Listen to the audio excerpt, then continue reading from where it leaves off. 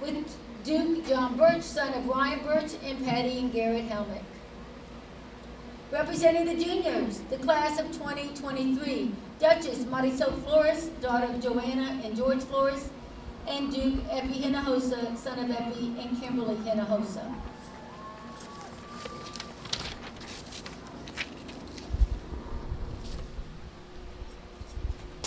Our senior homecoming court page is Charlie Nelson. Charlie's a second grader at Wood River. She loves cats. Pink is her favorite color. And Mrs. Connie Martin is her favorite teacher. This is her first time here. Welcome, Charlie Nelson. Ladies and gentlemen, we're proud to introduce our senior homecoming court. Duchess Morgan Hernandez. Duchess, daughter of Angelica and Rodney Hernandez. Morgan serves as the National Honor Society President, Top Cats Colonel, Interact Club Executive Board, as well as involved in Spanish National Honor Society, FCA, HOSA, and is a 4-year class officer. Her favorite tradition is the competitive class battle cry, winning the spirit stick. One of her heroes is her brother Jude, because he reminds her not to take life so seriously and his efforts to bring out the best in people. If she had a superpower, it would be to teleport, so she would never be late to class. The teacher who makes her laugh is Mrs. Benson. And the best thing about being a senior is knowing that she'll walk across the stage. Morgan feels incredibly blessed and appreciative and thankful to be nominated. And Morgan, happy birthday to you. Morgan is escorted by Reed Balthrop, son of Delona and Jeff Balthrop. Reed is involved in football, track, Interact Club, and math club. His favorite Calallen tradition is winning. His hero is his dad because of everything he's done for him and the family. The superpower that he would like to have is super strength so that he could save a lot of lives. Dr. Lizette Hodgkins is the teacher who makes him laugh even after 2 years in forensic science. The best thing about being a senior are the senior traditions, senior walk, senior sunrise, as well as knowing it's almost over. He feels blessed and honored to be nominated by his peers for the senior court. Duchess Ashlyn Maldonado is the daughter of Danielle and Roland Maldonado. Ashlyn is a senior in NHS and Interact Club and is a baseball manager. Winning is her favorite Calallen tradition. Her hero is her mom because her mom is selfless, loving, and Jesus' light shines through her. The superpower she would like to have is teleport so she can go to places fast and see more people. Baseball coach Jose Lopez is a coach who makes her laugh. And the best thing about being a senior is taking in all the last first day of school, the last pep rally. And she is excited and honored to be nominated by her class. Ashlyn is escorted by Duke Riley Thornton, son of Marie and Daryl Thornton. Riley is involved in baseball and FCA. His favorite tradition was prom. His grandfather, Eddie Thornton, is his hero because of his grandfather's dedicated and hardworking ethics. Riley would like to have his superpower be a teleport so he can be wherever he wants to be. Baseball coach Jose Lopez is a coach who makes him laugh. And the best thing about being a senior is knowing he's an adult. He was surprised and flattered to be nominated. Duchess Lexi Young, daughter of Crystal and Larry Young. Lexi is involved in FCA, Interact Club, and Math Club. Her favorite traditions are the pep rallies, dress-up spirit days, and the burning of the sea. Her hero is her grandmother, Lenny Nobel, who taught her how to be independent and to be true to herself. The superpower that she would like to have is time travel so that she can experience her spring semester of her sophomore year. The teacher who makes her laugh is Mrs. Benson. And the best part about being a senior are the senior traditions, the homecoming overalls, and all the mums and garters. And she's grateful to be given the opportunity to be nominated. Lexi is escorted by Duke Cade Wood, son of Christian and James Gardner. Cade is involved in football, track, FCA, NHS, and Interact. His favorite Calallen tradition is the candlelight pep rally. His grandmother, Connie Scott, is his hero because of her efforts in the House of Representatives in showing him how to be a leader. The superpower he would like to have is in the future, and the teacher who makes him laugh is Mrs. Vincent. The best thing about being a senior is to see that all the hard work is paid off. He is truly honored and would like to say thank you to his class for the nominations. Ladies and gentlemen, the underclassmen court and the senior court. At this time, we'd like to recognize the Sweethearts and the Bows from their clubs and their sports. Representing Calallen Wildcat News is Kendall McCall and Billy Wanberger. Swimming, Erica Larson and Preston Lopez. HOSA, the Health Occupational Student Association, Samantha Reese and Damian Brown. Meet in the Middle, Cami Valdez and Jacob Rivera.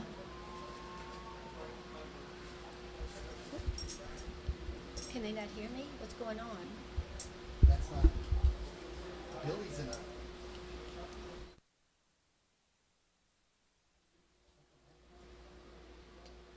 That's not the camera. So I don't know what happened to my guy.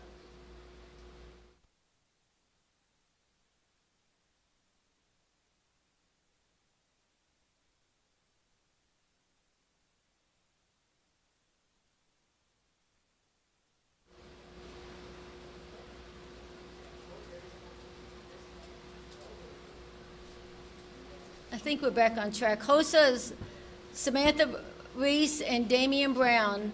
Meet in the Middle, Cami Valdez, Jacob Rivera. Business Professionals of America, Kara Johnson and Derek McClellan.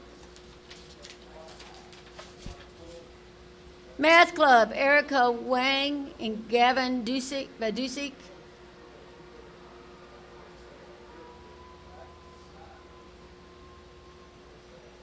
Spanish National Honor Society, Michaela Kemp and Joaquin Tagle.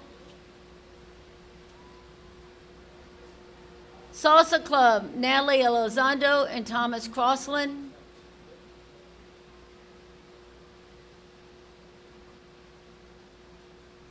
The Yearbook, Jolie Lira and Brody Rogers. Okay. Boys and girls basketball, Felicity Jackson and Kaden Munoz.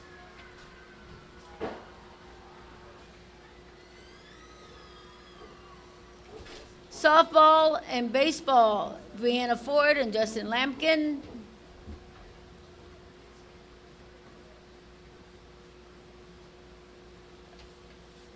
For track, Jasmine Earls and Jagger Wilson.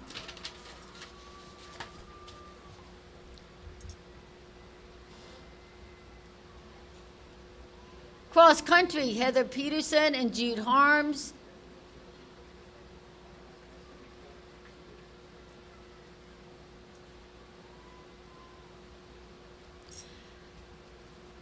Golf, Macy Compton and Parker Christian.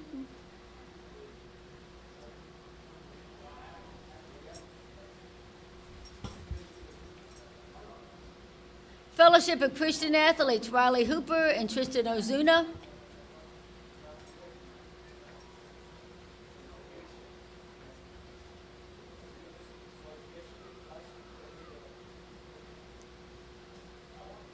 Band, Alma Zuniga and Michael Cifuentes. Man,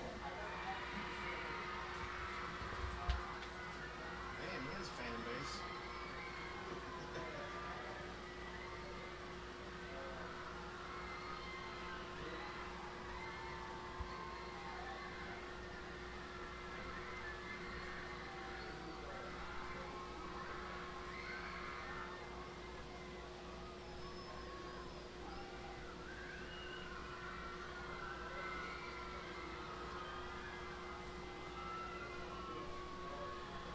Choir, Esperanza Lopez and Frankie Ramiro. NJROTC, Katie Urban and Scott Savers. FFA, Michaela Huff and Nathan Atkinson.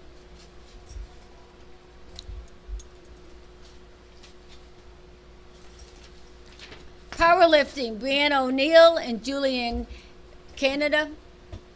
That's not right.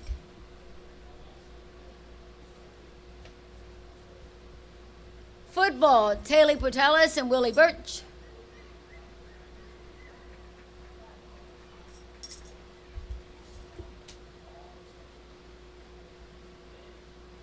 Topcast, Amaya Garcia and Isaac Moreno.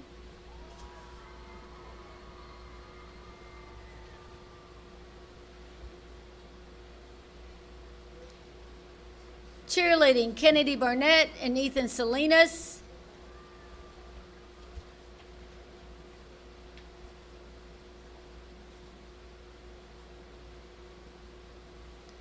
Tennis, Kirsten Gunstrom and Jackson Burks.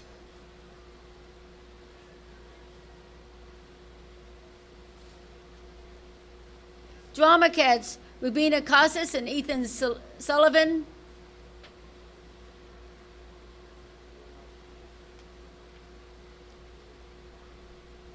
Earth Club, Symphony Rose and Antonio R. Mendez, who is an academic state champion.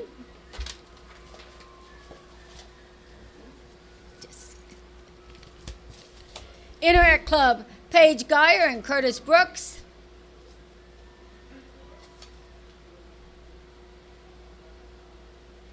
Boys and Girls Soccer, Laramie Miller and Devin Garza.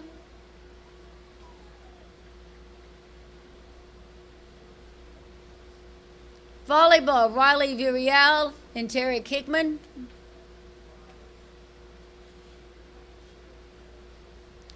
And National Honor Society, Reagan Tennell and Cole Hobbs.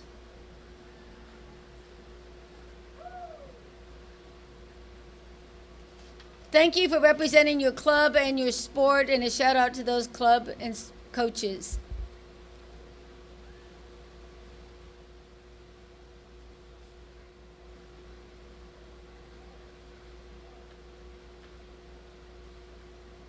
We are honored to have last year's homecoming queen, Jackie McClendon, here to perform the crowning of the homecoming king and queen. Jackie is attending Texas A&M at Kingsville. She's majoring in business marketing. She is a cheerleader and on the powerlifting team. Ladies and gentlemen, we are proud to introduce the homecoming king, Cade Woods.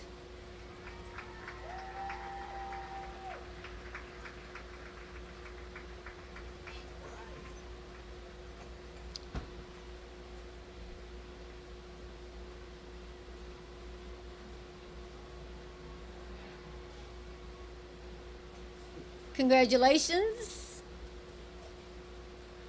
And ladies and gentlemen, the homecoming queen is Ashlyn Maldonado.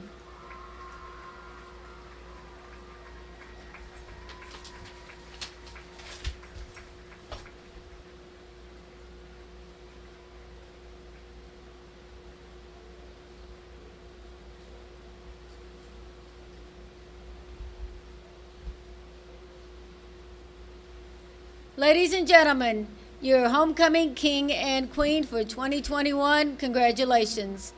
Ladies and gentlemen, let's give all of these young people a round of applause. We're grateful for them, the work they do, and for the adults in their lives. Ladies and gentlemen, thank you so much, and a shout out to Los Fresnos. Thank you for your patience. Safe game.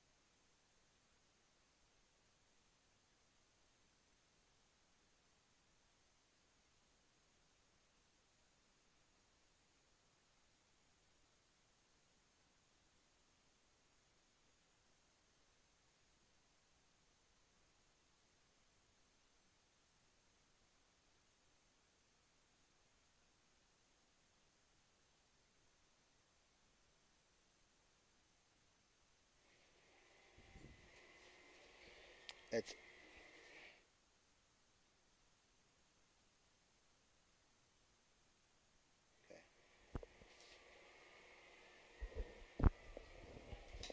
Good evening, ladies and gentlemen. Welcome to the football game between the Calallen Wildcats and the Los Fresnos Falcons. This game is being conducted according to the rules and regulations of the UIL.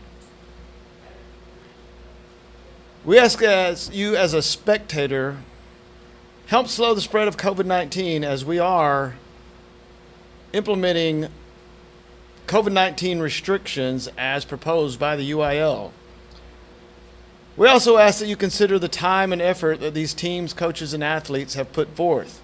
Regardless of the outcome of tonight's game, all players have proven their willingness to work and sacrifice in order to achieve athletic excellence.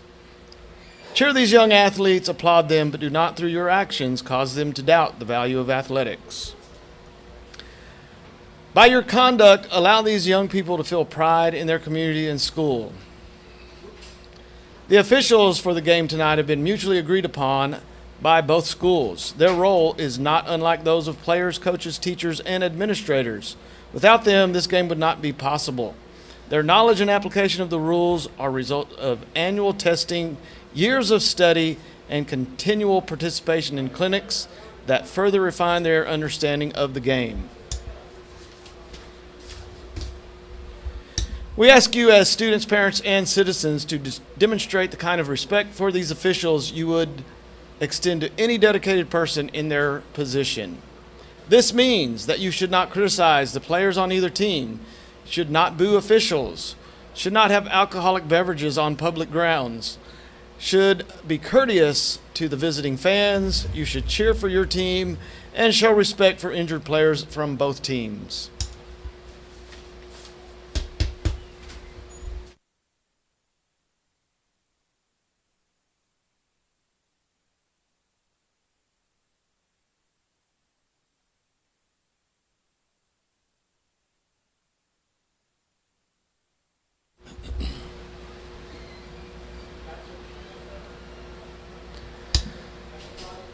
On behalf of the Calallen Student Council, fans and student body, we would like to extend a warm welcome to the fans and players from Los Fresnos to Phil Danaher Stadium. We hope that tonight's game is played in the spirit of friendly competition and good sportsmanship. We pray that the Lord will watch over the players on both teams, keeping them free from injury, and be with all the spectators as they travel home.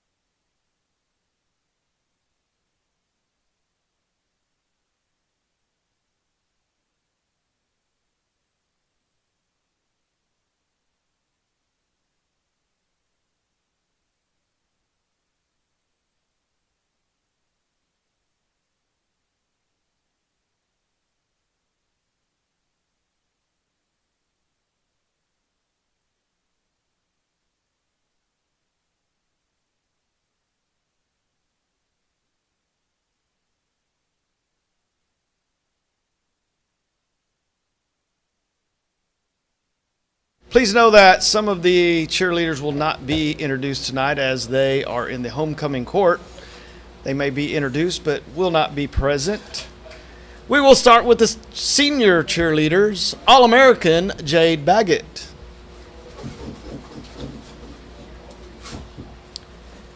Taylor Portales. All-American Jolie Lera. Mia Trevino.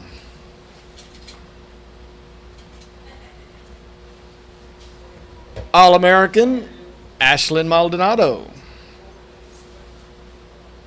All-American Kennedy Barnett. Junior cheerleaders, Haley Johnson.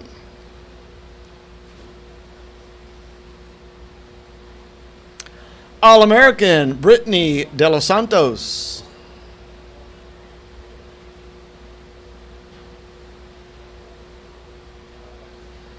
Alyssa Robinson.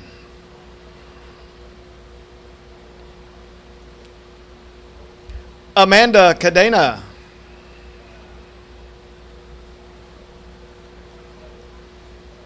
Jalen Palmer.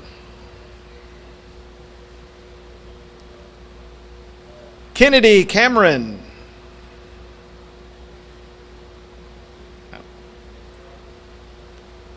Sophomore cheerleaders, Isabella Casas.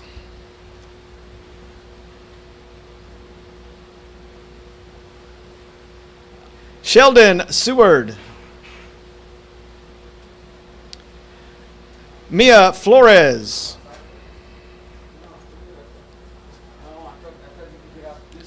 Avery O'Malley.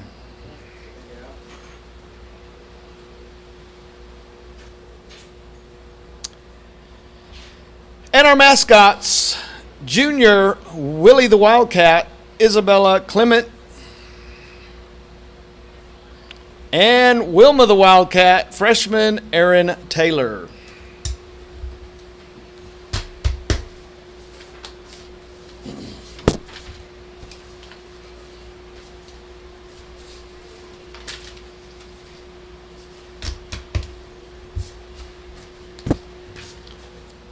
Would also like to recognize the officiating crew tonight. Referee Val Moreno, umpire John Ray, line judge Rick Ruiz, head linesman Renee Ramon, field judge Clayton Dawson, side judge Brent Camp, and the back judge Tony Solis.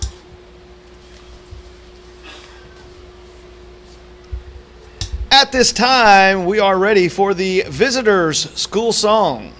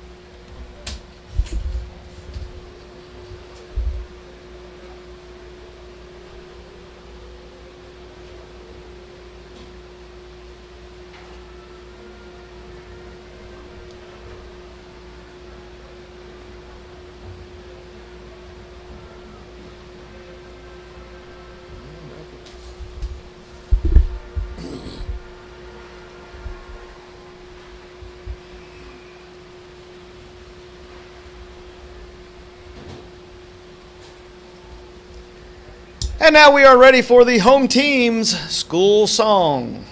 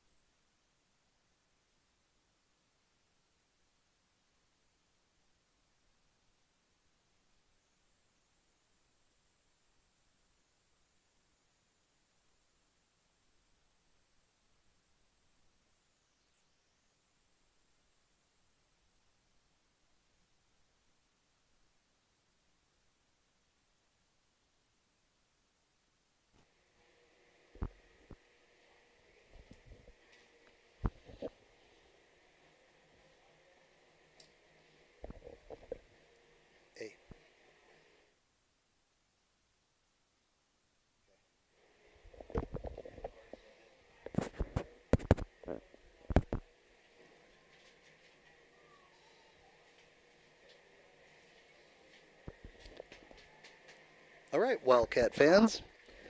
We're here at homecoming. We have a special treat for you. So we caught up with the homecoming king and queen for Calallen's homecoming 2021. Let's take it to Michaela, who caught up with Cade and Ashlyn. Hey Cats, this is Michaela with Calallen TV. I am here with the King and Queen, Cade Wood and Ashlyn Maldonado. All right, you guys, how do you guys feel tonight? I feel great. It's truly an honor to be able to come out here and represent the class 2022 and more importantly the school. And I'm just honored to be nominated Homecoming King. I want to thank everyone. I'm super excited to be here. I'm so excited for all the memories that we're about to make throughout this year, and thank you all for voting. All right, speaking of voters, what do you guys want to say to the people that voted for you? Again, I just want to say thank you to everyone, and it's truly an honor to be out here tonight. Same as what he said. Thank you all so much, and we hope we have a great year. All right, thank you. Back to you guys. All right, guys, you heard it from Michaela and Cade Wood and Ashlyn Maldonado. Just want to say thank you to them. We'll take it back to our live radio coverage as we're continuing this live stream here on Calallen TV.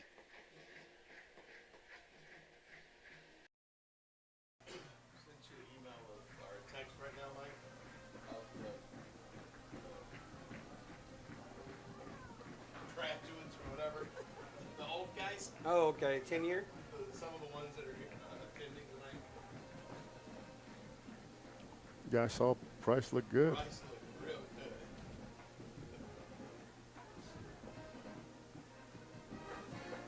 All right. Welcome to the pregame show coming to you live on 1400 KUNO, Cat's Eye Radio, iHeartRadio, and Calallen TV. I'd like to thank everybody for being with us on a Friday night. Thanks for taking time out of your Friday night.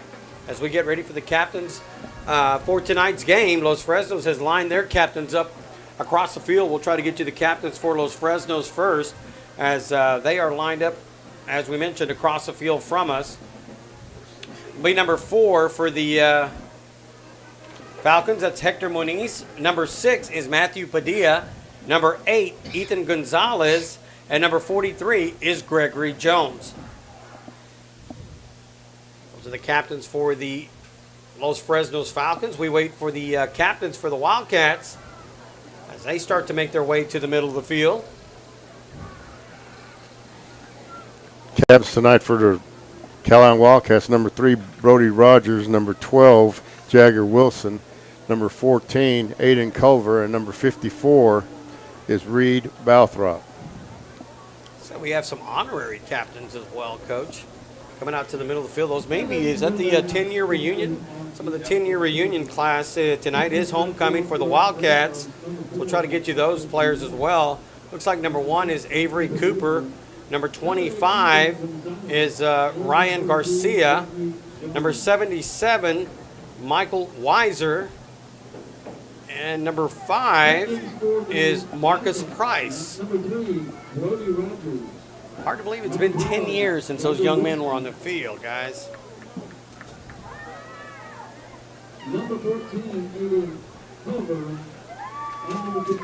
Captains at the middle of the field. We wait for the coin toss. Wildcats in their home uniforms, maroon and white. White numerals on the jerseys, white headgear with the Cats logo across the helmet. Falcons across the field in their traveling uniforms. White shirts, white pants, maroon numerals, and I'm trying to look at the headgear. Almost looks like it's got an LF with the shape of a falcon maybe embedded in the logo as well. It's a sharp-looking logo for Los Fresnos, something we hadn't seen over the years past. Good-looking uniforms. Look like Los Fresnos. Well, I think Calallen deferred. I think we won the toss. We deferred to the second half.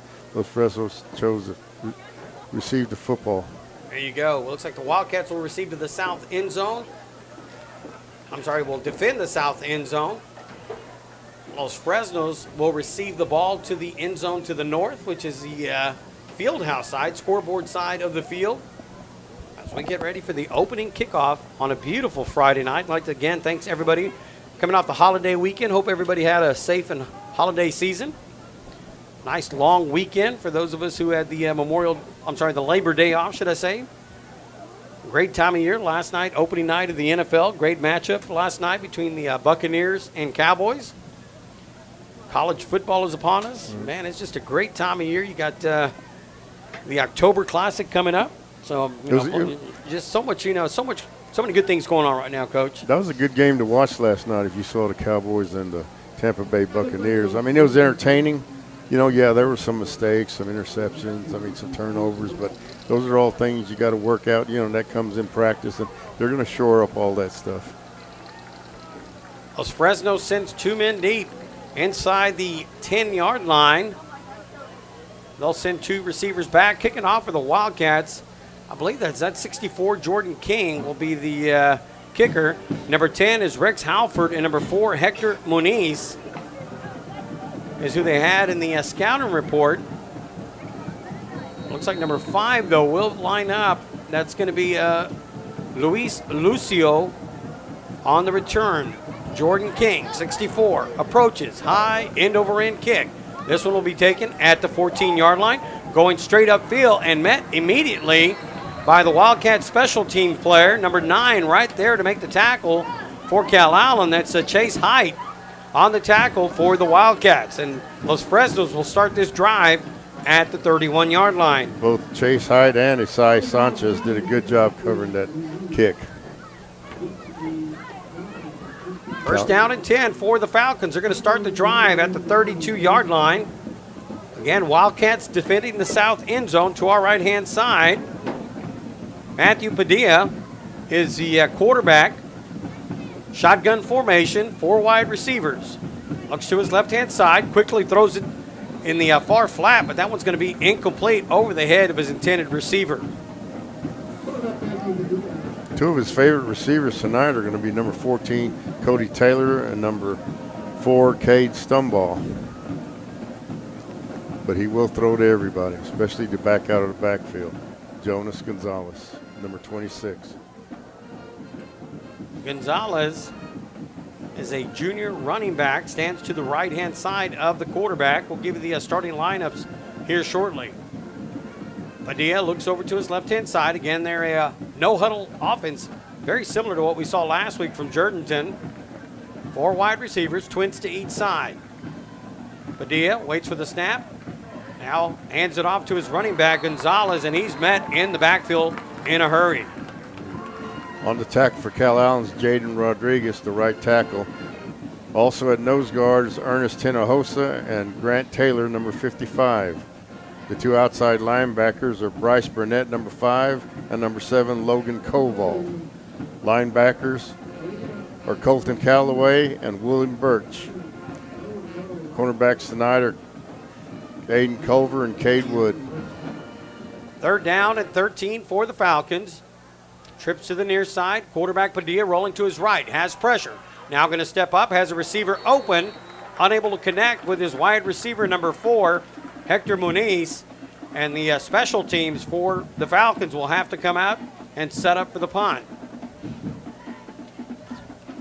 So 3 and out by the Wildcat defense. I believe that's going to be number 2, Edison Picasso, punting for the Falcons. Wildcats will send 1 man deep. Matthew Padilla, the quarterback for Los Fresnos, very athletic, very quick. Cade Wood, number 6. They fumbled. Low snap. This one tipped at the line of scrimmage. This one's going to bounce and take a Wildcat bounce. It's going to have a net of about 5 yards at the most, maybe 4, Coach. But somebody got their hand after the snap bounced off the carpet. The punter was able to pick it up, but the Wildcat player didn't realize that once that ball hits the carpet, that punter's live. Oh, once and he hurried. He tried to get it off, and he kicked it almost straight up in the air.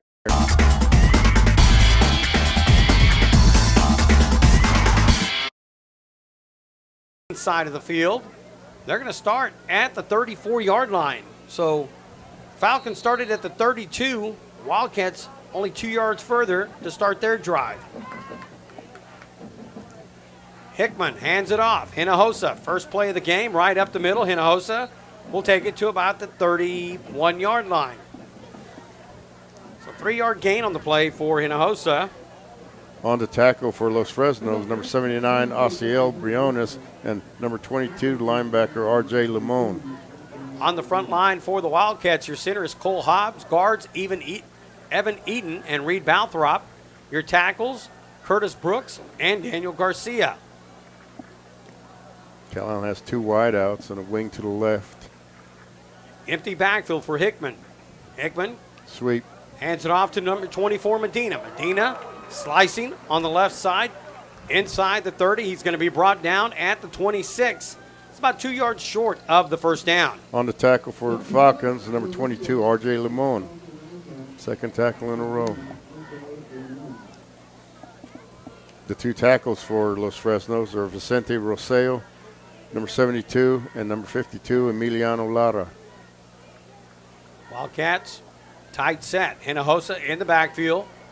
3 yards deep behind Hickman. They overload the left side. Hickman turns around, hands it to Epi. Epi trying to get over the left side, and he's not going to make the first down, but a flag comes in. Didn't stop the play, so this may be offsides against Los Fresnos. We'll wait for the signal from the referee. Definitely not a dead ball foul, which would have ended the play if it had been against Calallen. That's what it is. You hit it. So it was offsides against Los Fresnos. So a 5-yard penalty is going to give them the first down.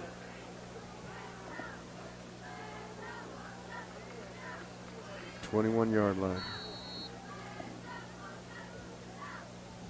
Nice crowd on hand for the Wildcats in front of us, maroon and white. 35 rows up on the home side we are.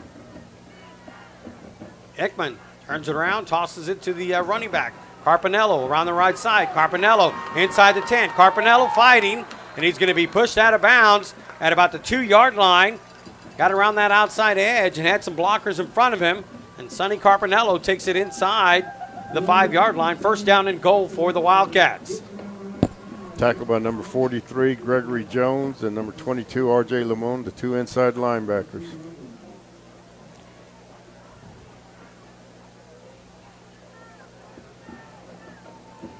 First down and goal, Hickman under center.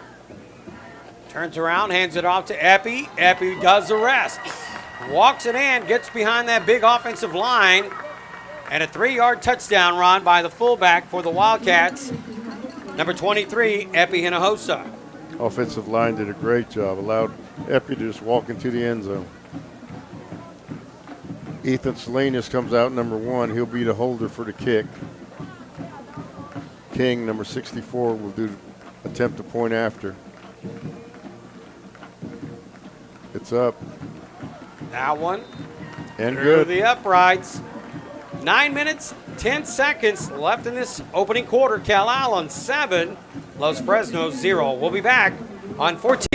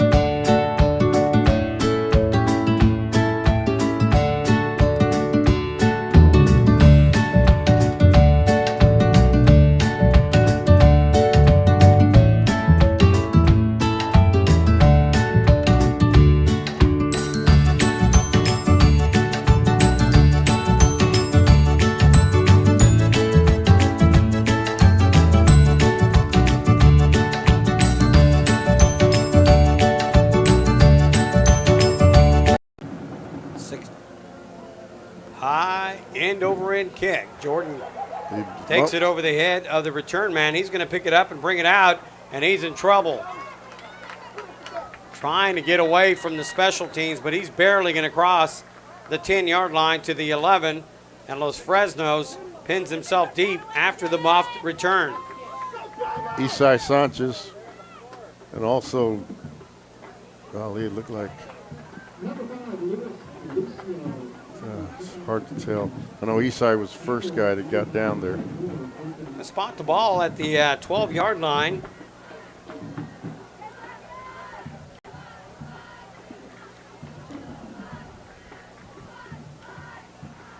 Tarek Hickman lines up at one cornerback. The other cornerback is Caden Wood. Shotgun formation for the Falcons. Quarterback tries to keep it, tries to come on the left side. Not much room at all. Going to be met by a host of Wildcat defenders. First on the tackle was number 69, Jaden Rodriguez. And then finally corralled by Willie Birch and Colton Calloway. Dia tried to test that right side, came up empty. 2nd down and 10. 4 wide receivers, trips to the top. Single wide out to the near side.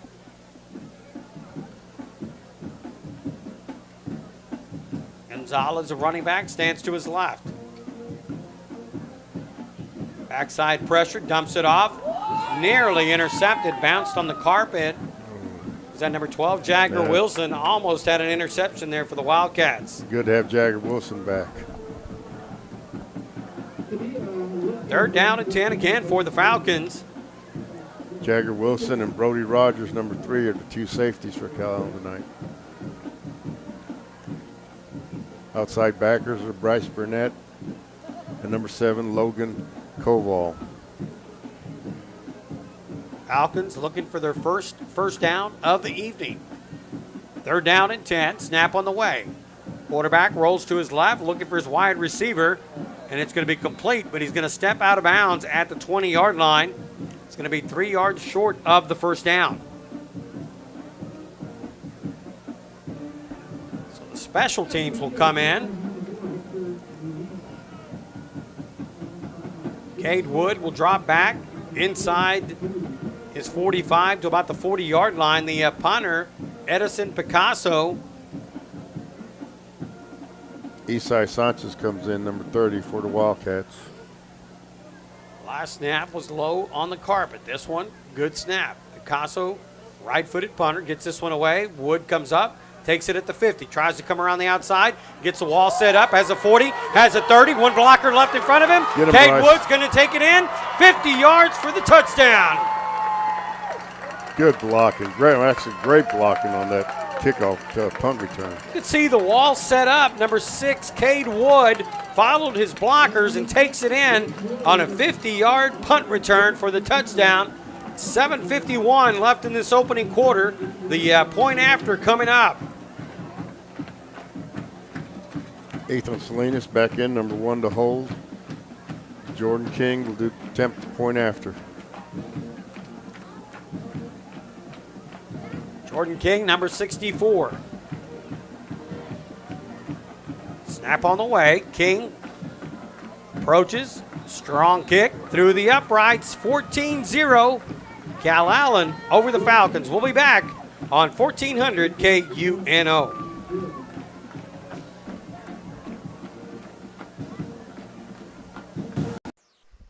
All right, guys, after that touchdown, we started a new segment on this live stream. We have some player profiles, like to honor some of our kiddos out there. So we'll go ahead and start off with our first one.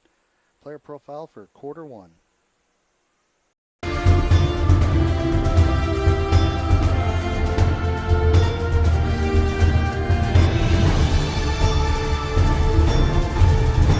This quarter's player profile is brought to you by Oh Goody Designs and Events.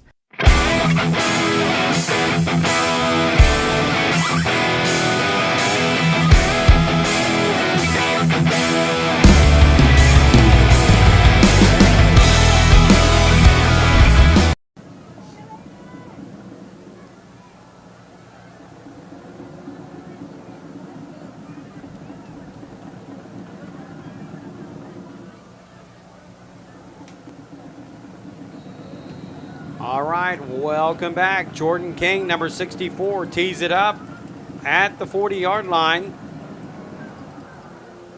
High end over end kick. This one's going to be taken at the 15-yard line. Going straight upfield is the return man for the Los Fresnos Falcons. That's number 4.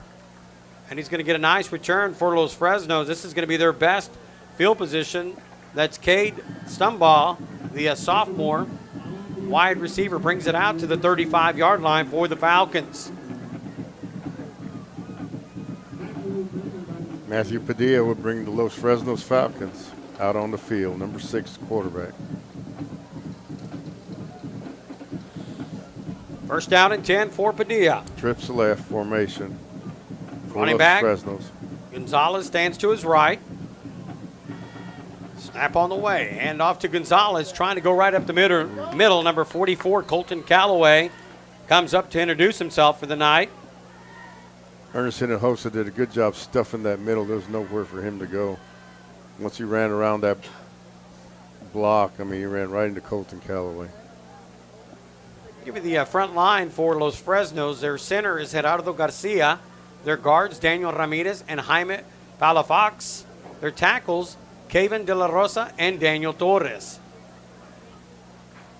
Second down and 9. Shotgun formation, handoff again to the running back, Gonzalez.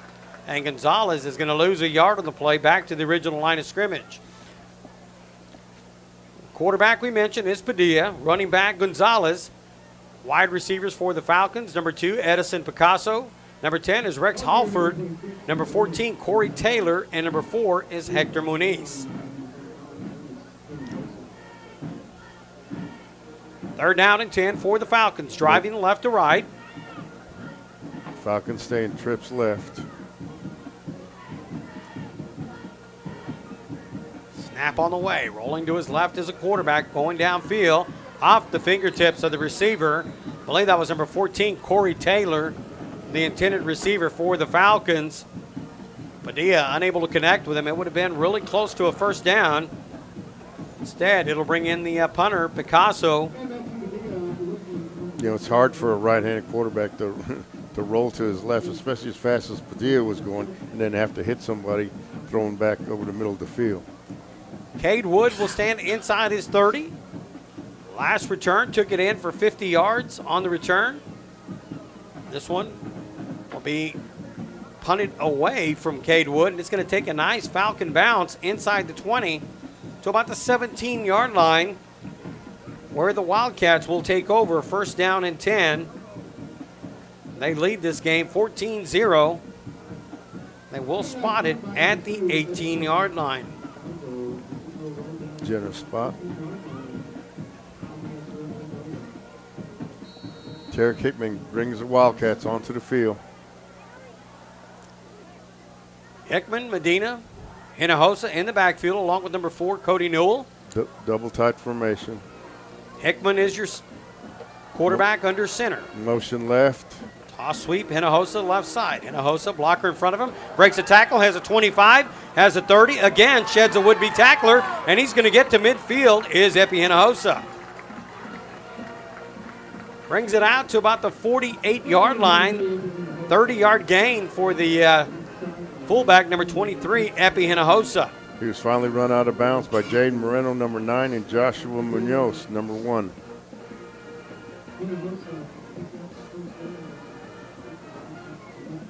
First down and 10, ball just shy of midfield. Right wing formation. Motion. Hickman turns around, hands it off again to Hinojosa. Epi driving his legs upfield will get to the 46-yard line of the Falcons. 5-yard gain on the play, second down and 5. Hit the hole good. Hit that 4-hole good and cut it back up the middle. Found a little daylight. Skylar Rubio checks into the game for the Wildcats, number 21. Rubio had a big night last week on the receiving end. Right wing motion, 29 toss.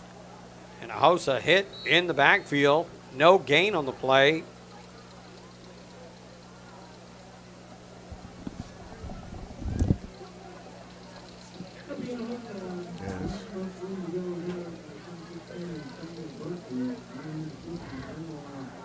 Calallen comes out. Still in the wing. Right formation. Motion to the left.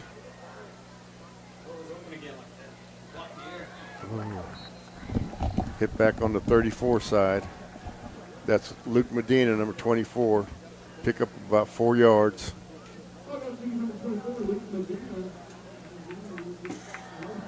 Looked like a short first down by about the length of a football.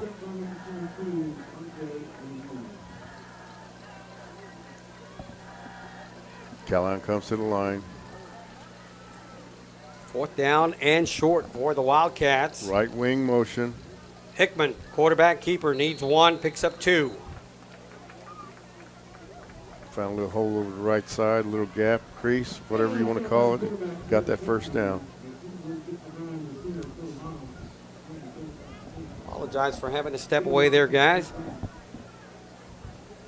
Got pretty warm in here really quick. First down and 10 for Calallen. Tarek Hickman, shotgun formation. Wide receiver to the left side. Hinojosa will stand to his right. Both the receivers split out. Wing left, gun right. Back to Hinojosa. Hickman rolling to his right, looking downfield. And that one off the He caught it. fingertips, off the intended receiver. dropped it. Almost bounced into the hands of number 4, Newell, but it drops on the carpet. There is a flag on the field. I thought we had a kind of a replay of last week. Went right off of Sean Wolf's hands again. And I thought the other receiver might have been able to come up with it.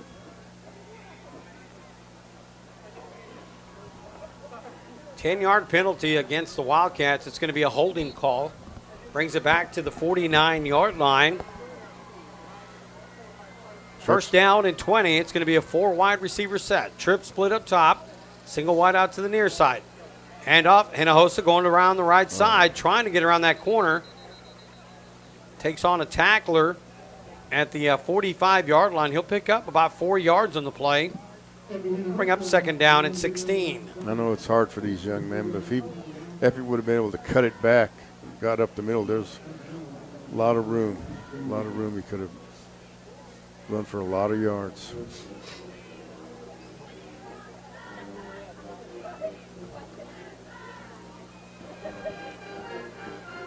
Second down, 16 to go. Doubles, Ball. gun left. At the 45-yard line. Yard to gain is the 29. Pressure on Hickman. Hickman turns it upfield, has the middle, runs into his own player. Hickman had some running room, but unfortunately he runs into his own teammate, number 78. That's the big tackle, Curtis Brooks. Brooks won't get credit for the tackle, but he definitely brought him down. You can't give an offensive guy credit.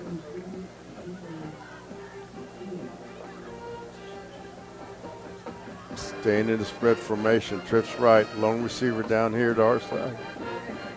Third down and 10 for Calallen. 4 wide receivers. Hickman rolls to his right. Carpinello tries to make a block for him. Hickman now cuts it to his left. Has a 35, spins forward. Ball comes loose, and I believe the Falcons are going to pick this one up. It was about 2 yards short of the first down as he tried to spin around. The ball came out.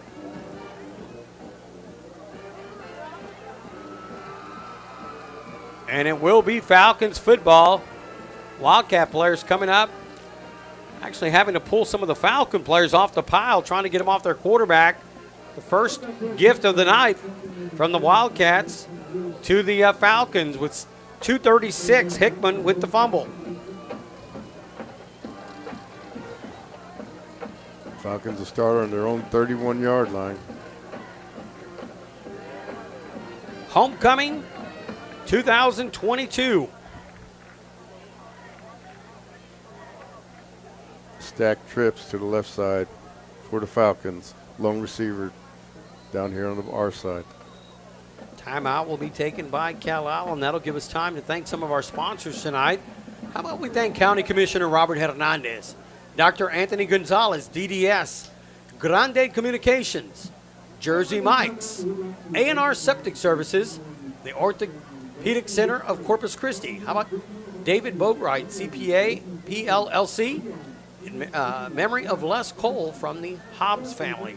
All proud sponsors of Calallen football. I'd like to remind everybody you can watch tonight's game being streamed on YouTube on Calallen TV. Also follow.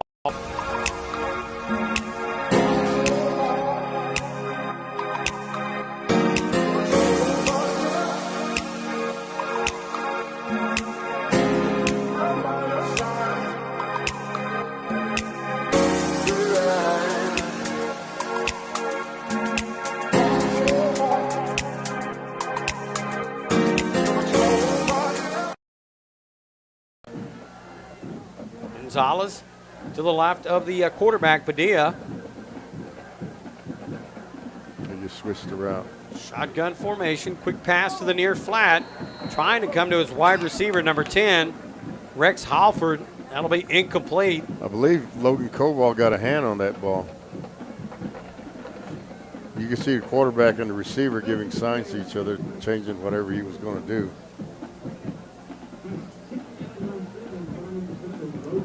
Trips left. It's going to bring up a second down for the Falcons.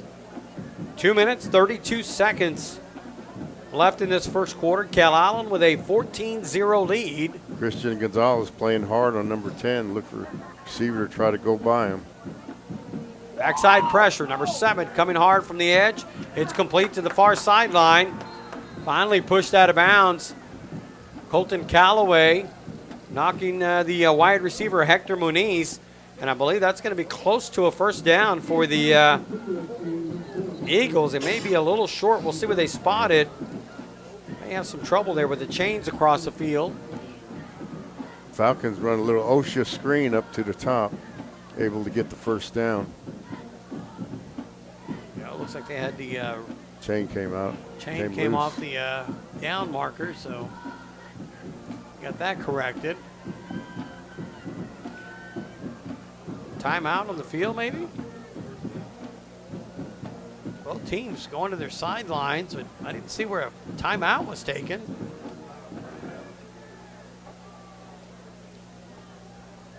They didn't make it to the 41. Yeah, you're right. They started the drive on the 31-yard line. The ball's on the 40 now. Yep, and they gave them a first down. So the Falcons, with their first down of the night, Trips right. at the 40-yard line. Shotgun formation for the quarterback, Padilla. Hands it off to his running back. Has a hole on the left side. That's going to be Gonzalez, and Gonzalez, again, is going to be close to another first down. Flag comes in late from the back judge. Good tackle by Jagger Wilson. Came up from the safety position. The call's going to be here. See a lot of Falcon players around, so maybe a face mask. Wait for the call here. I didn't see the hand in the mask. Holding from the back judge. So again, that's something we saw. Gonzalez kind of on his own out there on that island, coach. Ford Wilson brought him down, but holding against the Falcons brings it back 10 yards. We're going to spot the ball at the 38-yard line, and they'll repeat first down. Trips right to the wide side of the field. Actually quads. Running back comes over on the wide side. Diaz in shotgun formation, takes the snap. Looking, pump fakes, looking to go for his wide receiver. Gets behind the cornerback, that little pump fake. Was able to get the defender just to look in the backfield, just quick enough to allow that receiver to get by him. But Christian Gonzalez Can't let luckily that had happen. that ball sail over the head of the wide receiver, number 14. He's kind of peeked in the backfield just slightly, Coach, but you could see where the receiver, Taylor, was able to get behind him. And That's all it takes sometimes, that little bit of hesitation. That receiver's not going to stop running. Doubles. Hickman will check in at quarterback right here in front of us. 4 wide receivers, twins to each side. Padilla dropping straight back, looking to his left, now rolling. Trying to step up in the pocket, and this one's just going to be thrown away out of bounds. That'll bring up third down and 12.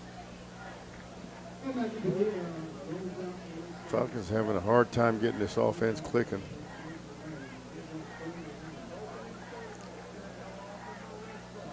Padilla's just having a hard time connecting with the receivers.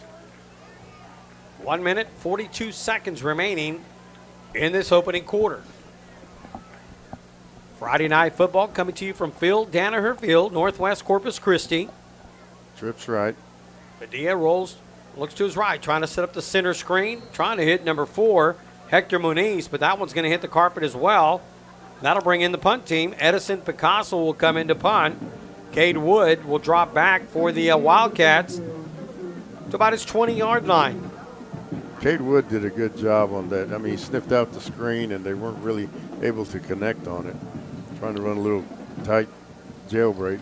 This is something that I've always liked, Coach. When you bring, put 2 men back, eliminates it from the punter, unable to punt away from the return man, Right. as we saw in the last punt. Yeah, So you 2 should- men deep. This one's going to be punted over to the right side. Cade Wood has it go over his head, and now just falls on it at about the 14-yard line. Kind of mistimed that one. Had that ball go off his fingertips over his head. Looked like he wanted to run before he caught the ball.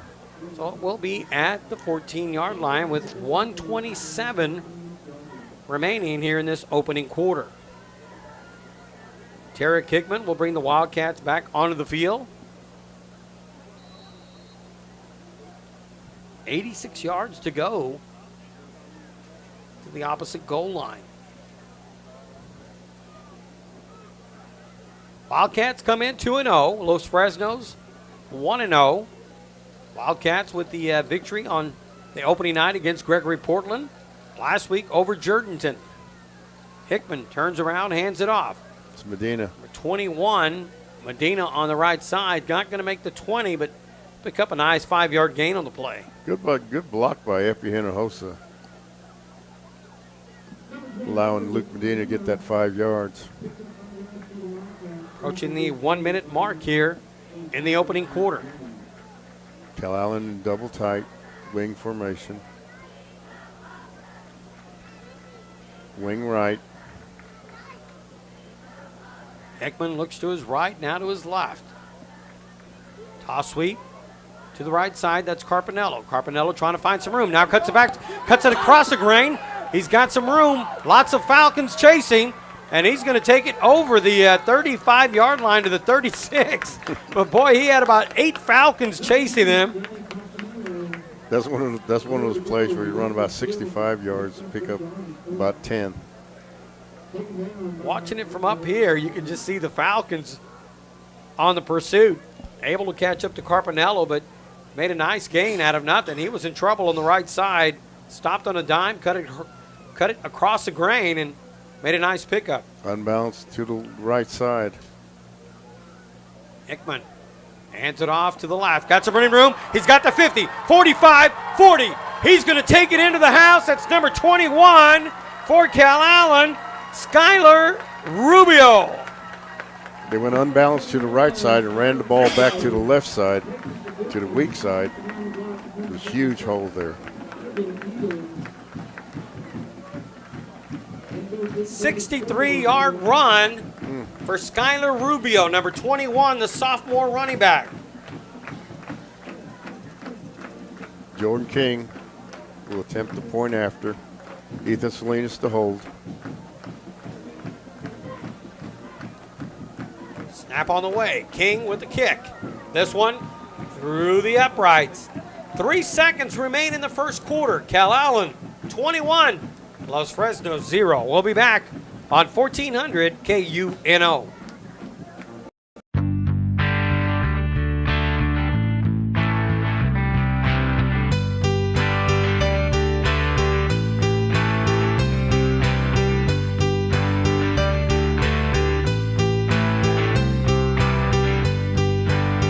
Do you need a new place to find the latest drip, whether it be cups, hoodies, blankets, hats, or shirts? Head over to Diamond Cut Graphics. There's always service with a smile, and the customer is always right.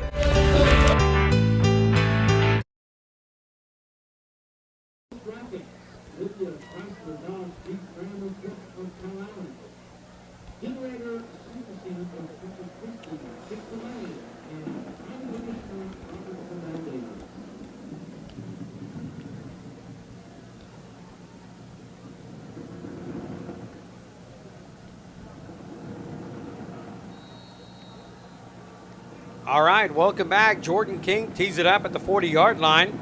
Halford and Moniz back deep for the Falcons. King, high end over end kick. This one's going to be taken at the 7-yard line. Going straight upfield is a return man, and he's going to get out to the 22-yard line. Brought down by number 5 for the Wildcats. It's a good solo tackle by Bryce Burnett. That's going to take us to the end of the first quarter. We're going to take a break. You're listening to Calallen Wildcat football on 1400 KUNO.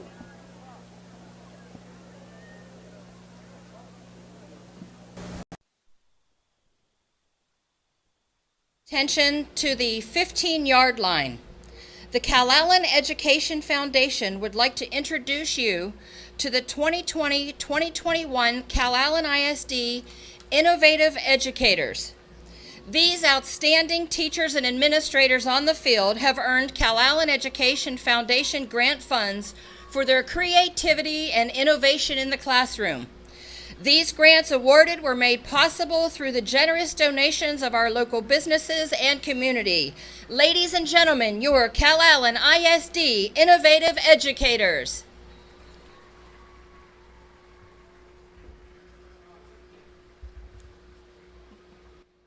Shotgun formation for the Falcons. Quarterback rolls to his near side, trying to cut upfield. Not much room there. Colton Calloway. Grant Taylor got him around the legs, and Colton Calloway came up and finished him off. First play of the second quarter. Quarterback Padilla tries to keep it on the left side. Not much room there for the quarterback. Grant Taylor and Colton Calloway there to make the tackle after a 2-yard gain. Falcons driving right to left as we start the second quarter. They trail 21-0. Aiden Hinojosa and Nate Tagle in for defensively for the Wildcats. Trip split up top for the Falcons. Hand off to the running back Gonzalez. Coming on the near side, Gonzalez quickly tackled there by the Wildcat defense. Aiden Hinojosa, number 74, and Logan Koval, number 7, on the tackle for the Wildcats. Nate Tagle checks in at linebacker.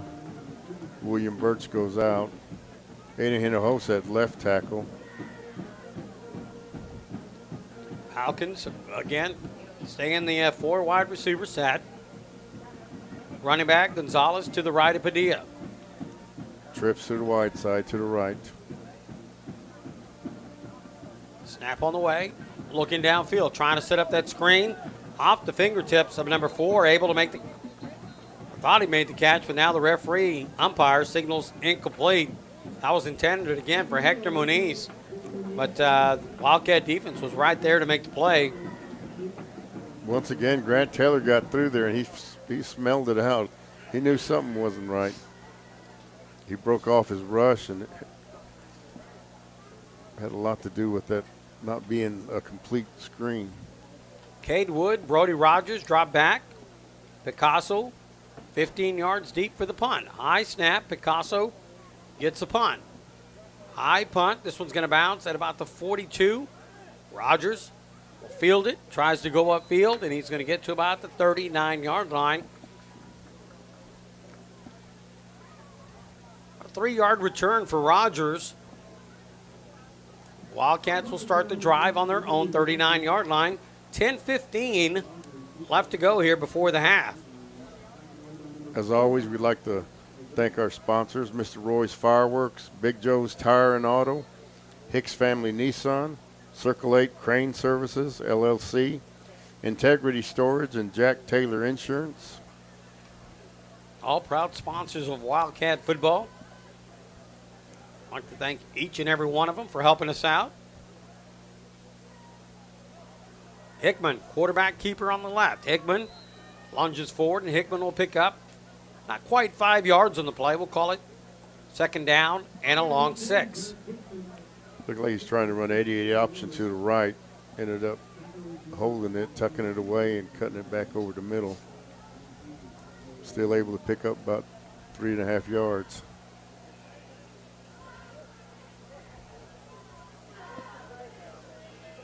Wildcats will spread them out. Single wide out to each side. Hinojosa. Now we got some movement. 2 men moving at the second time. That's going to bring the Wildcats back. A couple of scores to pass on for you here on our scoreboard. Beeville in the first quarter leading Pearsall 20-0. Miller taking on Sitton. Sitton on leading that matchup 12-7. Flower Bluff over Victoria West 14-7. Teloso, Midway, Rockport, Fulton, they are scoreless. Alice and Harlingen South tied up at 7 apiece. Veterans Memorial 21-0 over King in the first quarter. And Moody taking on Gregory Portland. Gregory Portland with a 14-7 lead in that matchup. Second down and 10 for Calallen. And again, movement by the Wildcats. Back-to-back plays. Now looking at a second down and 15.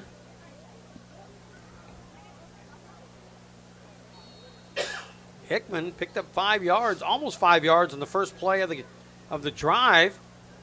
Back-to-back false starts. A little bit of confusion. They bring Cody Newell out. 22 is checked in the game. I'm trying to find out. Alex Kittigwa Is that Alex? did a good job last week. So again, still some confusion on the play, Coach. So now you're going to see the timeout, but Doubles gun right formation. definitely some confusion there with 8 minutes and 50 seconds left to go here before the half. Homecoming night 2022. Phil Danaher, Field on a Friday night. Thanks for being with us on a Friday night. Education Foundation raises funds for innovative teachers in the classroom, and we need your help more than ever. The All In for Kids campaign provides an opportunity for you to make an impact on face-to-face and virtual learning. Education matters to our community, to our families, to our economy, and to our students. If we are All In for Kids, just give $10 a month. Imagine the impact we can make. Donate now at CallenEducationFoundation.org/allinforkids. Together, we make a difference. Second down and 15. After the timeout, we'll do it again. See what we decide to do here. We're in doubles. Gun right. Epi Hinojosa, the running back. Hickman rolling to his right, has pressure. Has going to dump it off as number 43 came up to put some pressure on him. Looked like it's going to be pass interference on number 8. The safety, Ethan Gonzalez.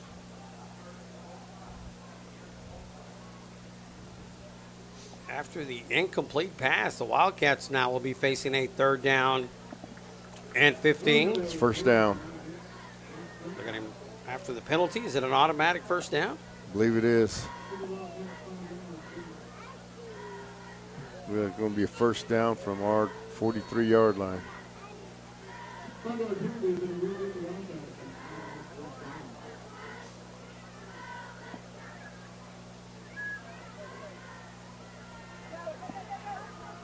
Nice run there by the Wildcat quarterback. That's number 10, Hickman. Hickman picks up about 15 yards on the play, right up the middle. Going to go into Falcon territory. Ball resting on the 41-yard line. Tackled by number 5, Luis Lucio, the safety. Small crowd across the field for the Falcons. About a 2.5-hour drive from the Valley. 77. Hickman hands it off to his running back, number 24, Medina. Medina going upfield. Medina's going to pick up about 8 yards on the play. It'll be second down and 2. Luke Medina finally corralled by number 72, Vicente Rocio, and number 43, Gregory Jones.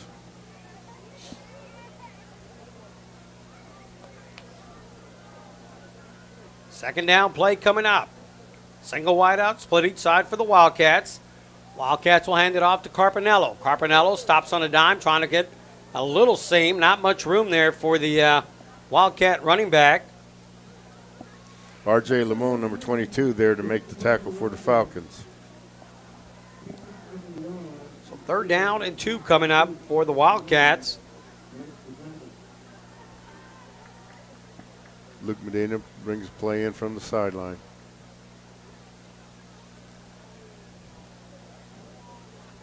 Hickman to the line of scrimmage. Hinojosa 3 yards deep. Wing left. Hand it off to Epi. Epi on the right side, bullying his way over. Needed 2 yards, picks up 4 inside the 30-yard line. It'll be enough for a first down for the Wildcats. 34 base lead gets us a first down. Good running by Epi Hinojosa. Epi approaching probably about 50 yards here in the first half. Came into the game 2 games over 450 yards for that young man. Looking to hit the half-century mark tonight. Hickman turns around, hands it off to number 2, Carpinello. Carpinello on the left side, shy of the 25-yard line. About a 3-yard gain on the play. We'll call it 2nd down and 7. Finally corralled by number 1, Joshua Munoz. The cornerback, number 5, Luis Lucio, the safety, and R.J. Limon, 22, the right linebacker. Statistician, Coach Mike Brotherton to our left. 49. I was close. I thought it was about 50. And Hinojosa now will get that 50 and more. Hinojosa breaks the tackle. Still on his feet. Inside the 10. Driving, lunging forward. Epi Hinojosa carries him on his back into the end zone. 26-yard touchdown run by number 23, Epi Hinojosa. Good hard running. He carried number 35 into the end zone with him. And 49 at 26, give him 75 for the night. Jordan Strong King. run by number 23, Hinojosa.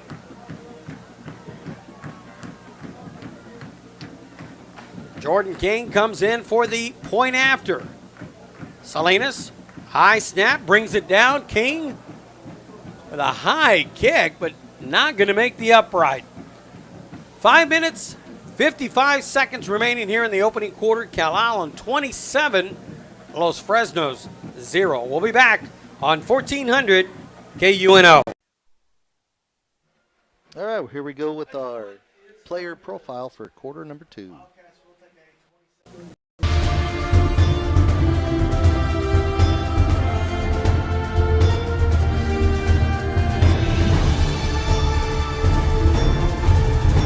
This quarter's player profile is brought to you by Oh Goody Designs and Events.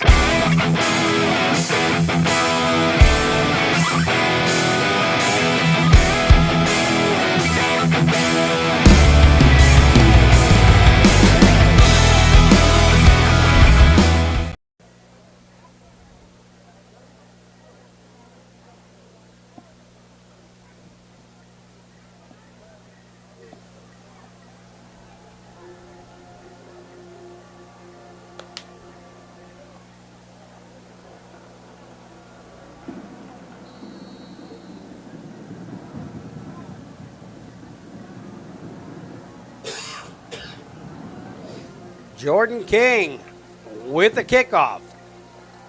Special teams, number 4 will take it at the 15-yard line, trying to get around the right side. Not much room there for the return man for the Falcons. That's number 4, Hector Muniz. 5 minutes, 46 seconds remaining here before halftime. Falcons will have a first down and 10. They're going to spot the ball, Coach. It looks to be, what is that, the 28 maybe?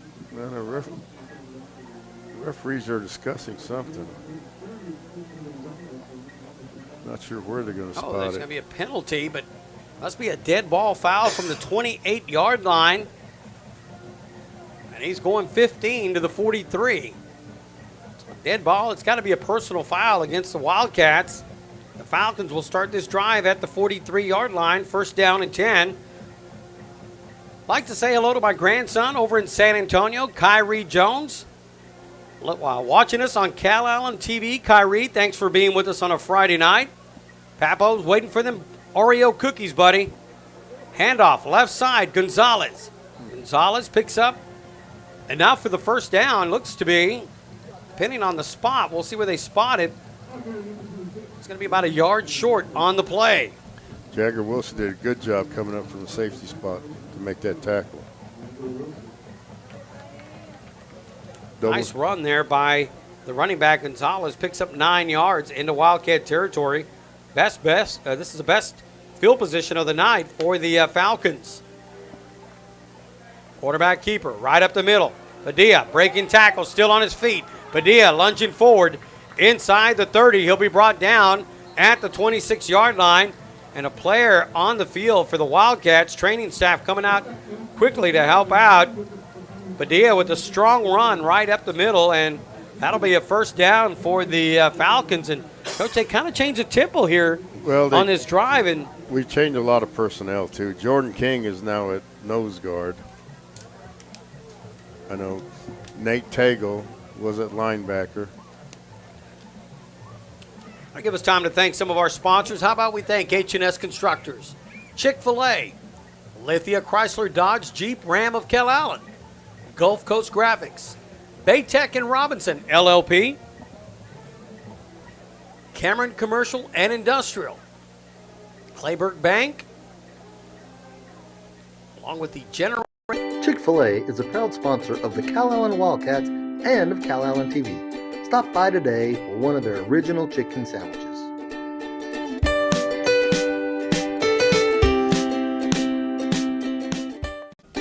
Chick-fil-A. In your car, in your living room. Thanks for taking time out of your Friday night to join us. I'm Mike Guerrero, alongside to my left, Coach Mark Medina. Our statistician is Coach Mike Brotherton, and our producer tonight is Sam Eulenfeld. Our Twitter feed brought to you by Cindy Powell and Fisher Powell. Primetime crew coming at you 35 rows up above the home crowd. Padilla hands it off to Gonzalez. Gonzalez breaking tackles. Gonzalez brought down 5. Is a proud sponsor of the Calallen Wildcats and of Calallen TV. Stop by today. I mean, stop that play before he got going again. Chase Height, number 9, in for Logan Koval. He and Bryce Burnett are the outside linebackers. 33, Nate Tagles in for Birch. Padilla, quarterback keeper, right side, sidestepping, weaving his way through traffic. He's going to be inside the 15 to about the 13-yard line, and it'll be another first down for the Falcons. Brody Rogers ran right by Padilla. He needs to do a better job breaking down. Not let that man get going. 4 wide receivers for the Falcons. Inside the red zone, knocking on the door. 3 minutes, 47 seconds remaining here in this first half. Brody Rogers up tight. Pressure coming up the middle. Padilla looking in the corner, trying to go to his receiver. Nice coverage there. Ooh. Good job by Cade Wood. Wood. Looked like he got a finger on it. That's all it took to keep that young man from catching that touchdown. Trying to go at number 2, Edison Picasso, who's been the punter tonight as well for the Falcons. Unable to connect, but nice coverage there by Wood. His favorite receivers, 4 and 14, are on the inside. They're the number 2 receivers. They're the slot guys in this formation here. Gonzalez to the right of the quarterback Padilla. 4 wide receivers. Twins to each side. 14's widening out. Hand off to Gonzalez. Going right up the middle, and Gonzalez with a nice pickup. Number 44, Colton Calloway, finally bringing him down at about the 7-yard line. It's going to bring up a third down. We're going to call it 4 to go for the Falcons. We can get a big stop here. Falcons down by 27, looking at 2-down territory possibly for Coach Cantu. I'm sure he's going to try to score a touchdown here any way he can. That will be a timeout by the Falcons. I'd like to say hello to Jack Taylor for tuning us in on a Friday night. Norby Almaraz, thanks for being with us. How about Frank Carejo?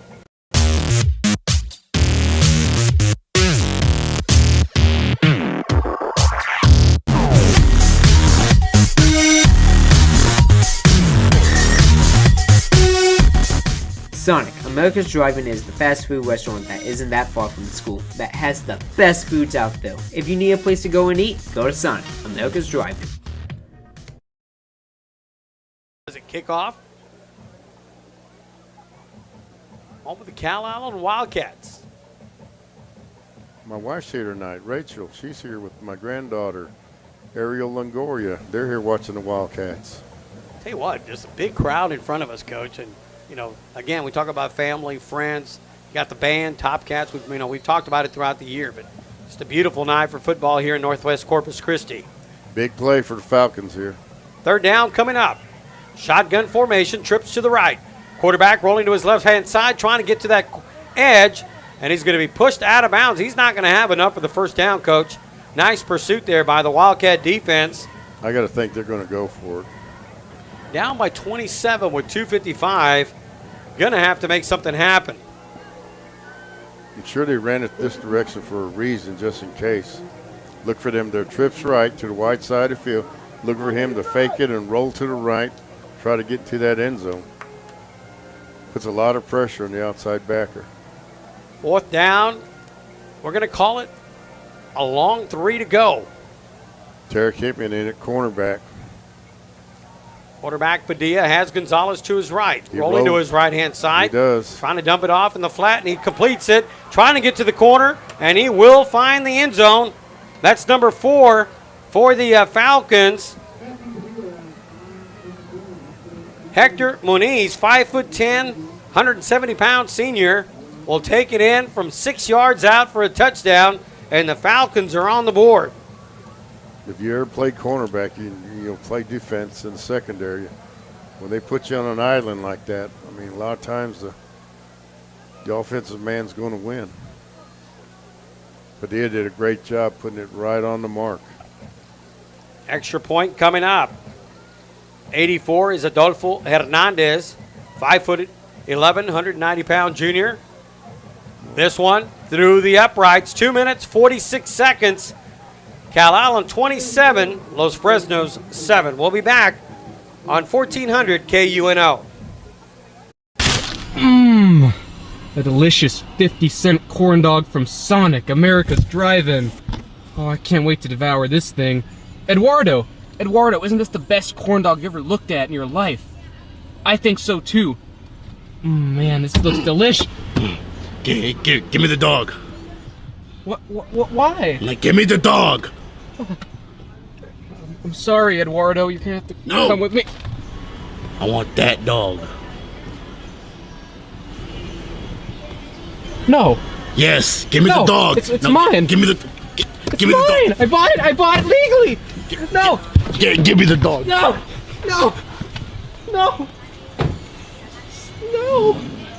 My dog. Sonic.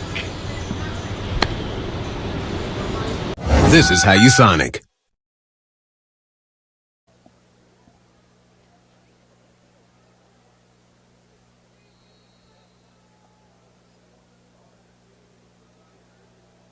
All right. Adolfo Hernandez will tee it up with those pretty green shoes at the 40-yard line. It's like a highlighter I used to have back in the day. Tell you what, he's going to kick it deep. He's back 7 yards. We watched him in pregame. This should go in the end zone. Oh, he pooched high it. Pooch kick, He trying to pooched catch it off the Wildcats, trying to catch him off guard. It's going to be a return by the Wildcat special teams players. That number 21, Rubio. 22, Kittigwa. Alex Kittigwa. Good run there.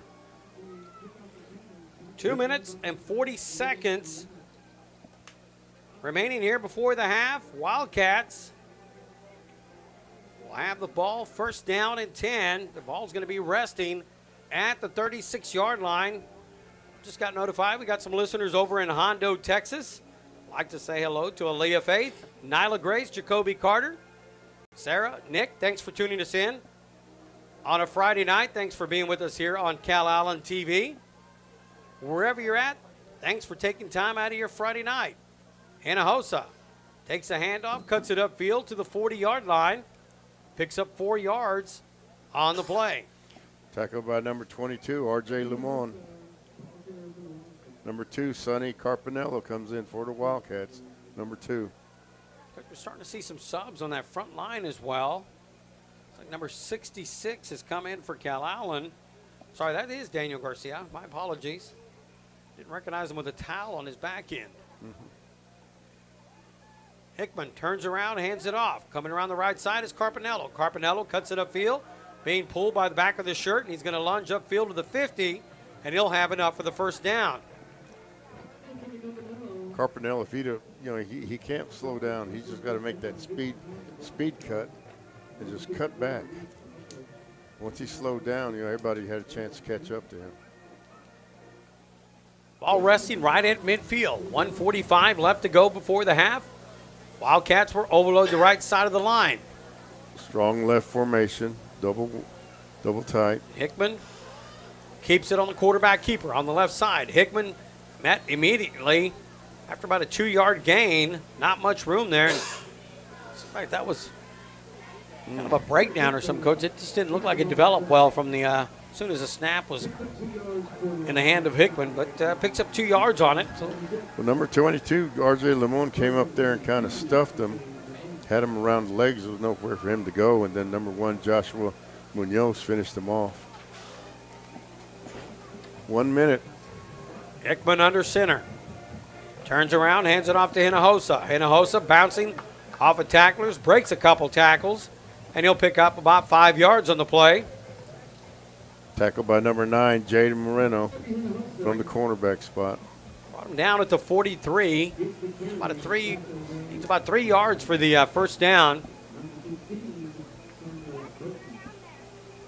Clock rolling. 35 seconds remaining here before the half. Hickman to the line of scrimmage.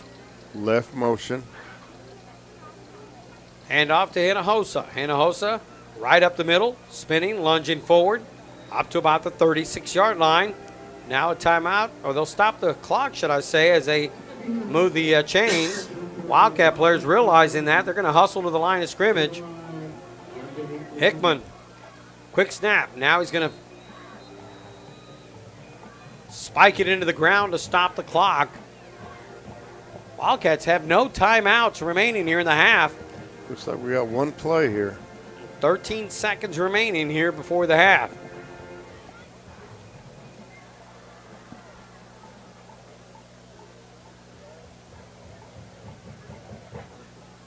Mid-September, Friday night football, Northwest Corpus Christi. Beautiful Friday night for football. Wildcats will overload the right side. Hinojosa motions out of the backfield to the right side. It's going to be a little toss sweep to Carpinello, trying to get some blockers in front of him. Stops on a dime, still on his feet, trying to get out of bounds, but he's not going to be able to get there. And that's going to take us into the half as the clock will stop to reset the chains. But, Coach, I don't think 1 second, that won't be enough time to – now the referee says wind it up. Yeah, that's going to do it for halftime. So 24 minutes in the books. Phil Danaher Field on a Friday night. Calallen 27, Los Fresnos 7. We'll be back on 1400 KUNO and Calallen TV.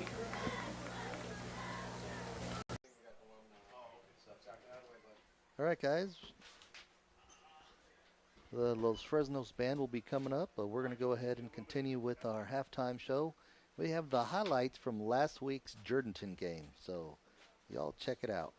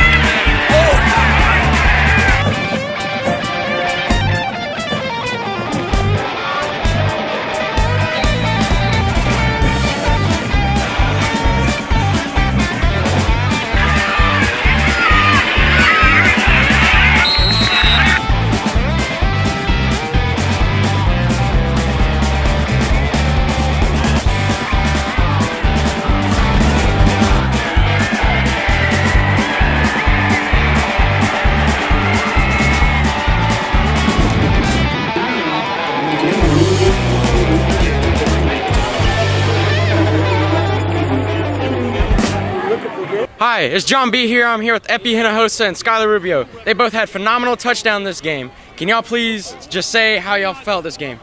Felt really amazing.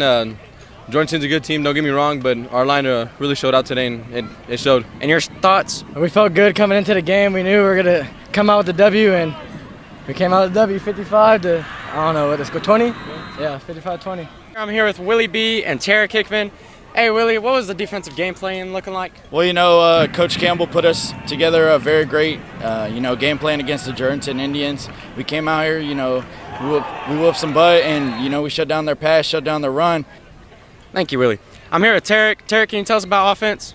We came out passing, we did good passing, ran the ball good, and it was just a great night for us.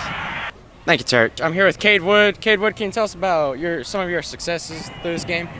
Yeah, I feel like defense played really strong, and I was able to get a lot of momentum. I had 2 block kicks tonight, and they just had the whole game. The whole team was excited. It just swung the momentum, and I feel like we played really well feeding off of that. I'm here with the crazy Wildcats. Nathan Atkinson, can you please tell us what was going on? Well, I'll tell you what, man, we're out there making noise. We got here pretty early, got set up and everything. We were in GP last week, making as much noise as we can. There's more of us. We're going to keep getting bigger and louder each week up in that student section. You can find us in the front row. We're not going to stop until that student section is popping every single Friday. That's all I got to say. And that being said, that's all from us. Back to you.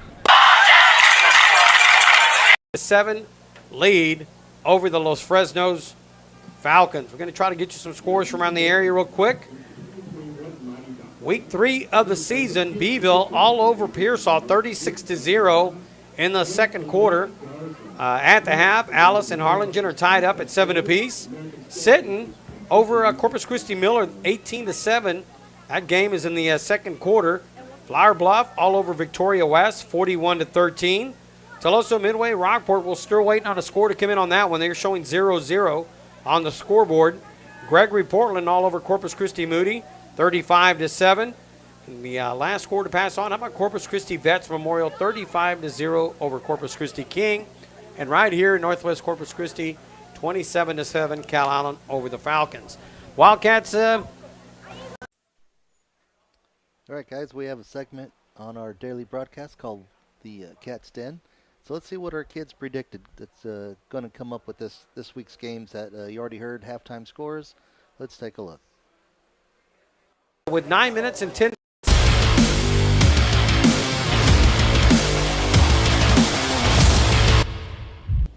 Good morning, Wildcats. It's me, Curtis. I'm here with Tarek Hickman and Cade Wood, and this week we're talking about some more big games coming up. First off, we have Rockport, Fulton, and TM. So how y'all think that's going to play out? Rockport's got a really good offense. They have a really good spread team, and I feel like they'll be able to pass the ball a lot. And overall, I got Rockport taking that game.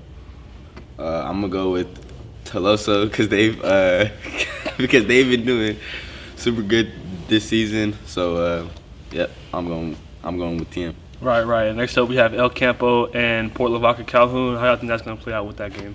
Obviously, with Calhoun, they got that strong triple option offense. It's hard to stop if you don't know how to do it. Right. I think overall, Calhoun's defense will outplay El Campo's, and like I said, triple options is hard to stop. I got Calhoun. And El Campo has that big running back, big 5-star running back. Number 1 in the nation. Yeah. Well, yeah, I'm gonna go with El Campo because running back, he's good, and I don't think that they'll be able to stop him. All right, and lastly, we have Los Fresnos versus Calallen here at home. How y'all think that's gonna go? We've been working hard all week. We watched a lot of film, came in on Labor Day. Defense is ready, we're ready to play, and we'll see how it goes Friday night, but I got Calallen taking it. Yeah, we've been practicing super good, and I think we'll come out just like we did last Friday and get a dub. Right. Yep, and that's all from us. Now back to the studio.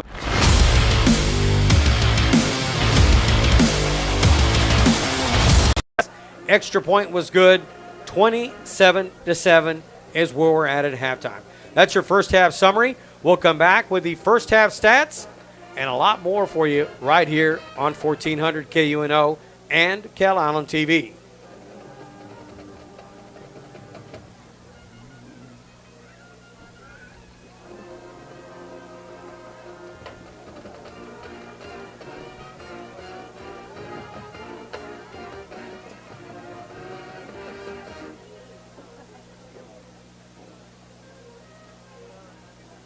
Wildcats is Cade Wood. I'm here with homecoming nominee Reed Balthrop. So, Reed, how are you feeling about being nominated for Homecoming King? I feel really good about it. I'm just thankful for everyone who voted for me, and I'm really glad that y'all put me in this position. And I'm just ready to represent the class of 22, Cade.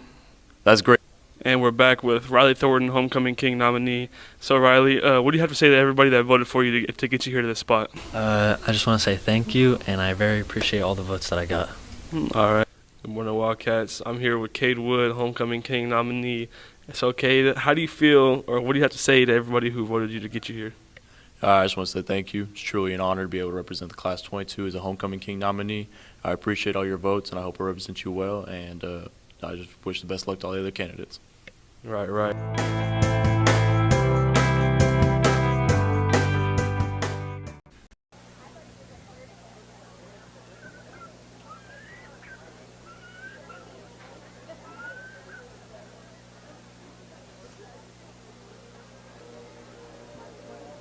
He was letting us know he's still watching from South Korea. Yeah.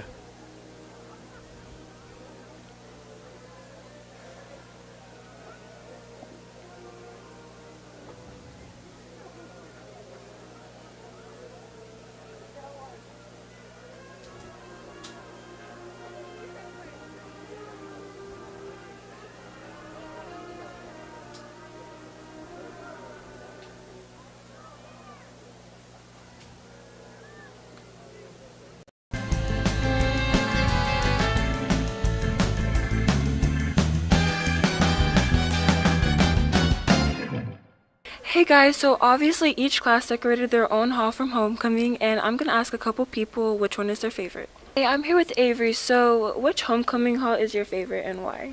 My favorite is the summer hallway because I'm class of 2024 and we have floaties on the wall, so it's obviously the best.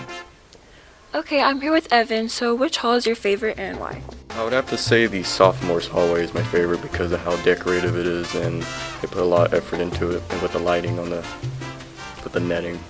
Okay, I'm here with Lauren and Trista, so which hall is your favorite and why? My favorite hall is the sophomore hall because it's like dark and it has a lot of blue. My favorite hall is the freshman hall because we took a lot of time and I think it looks really good.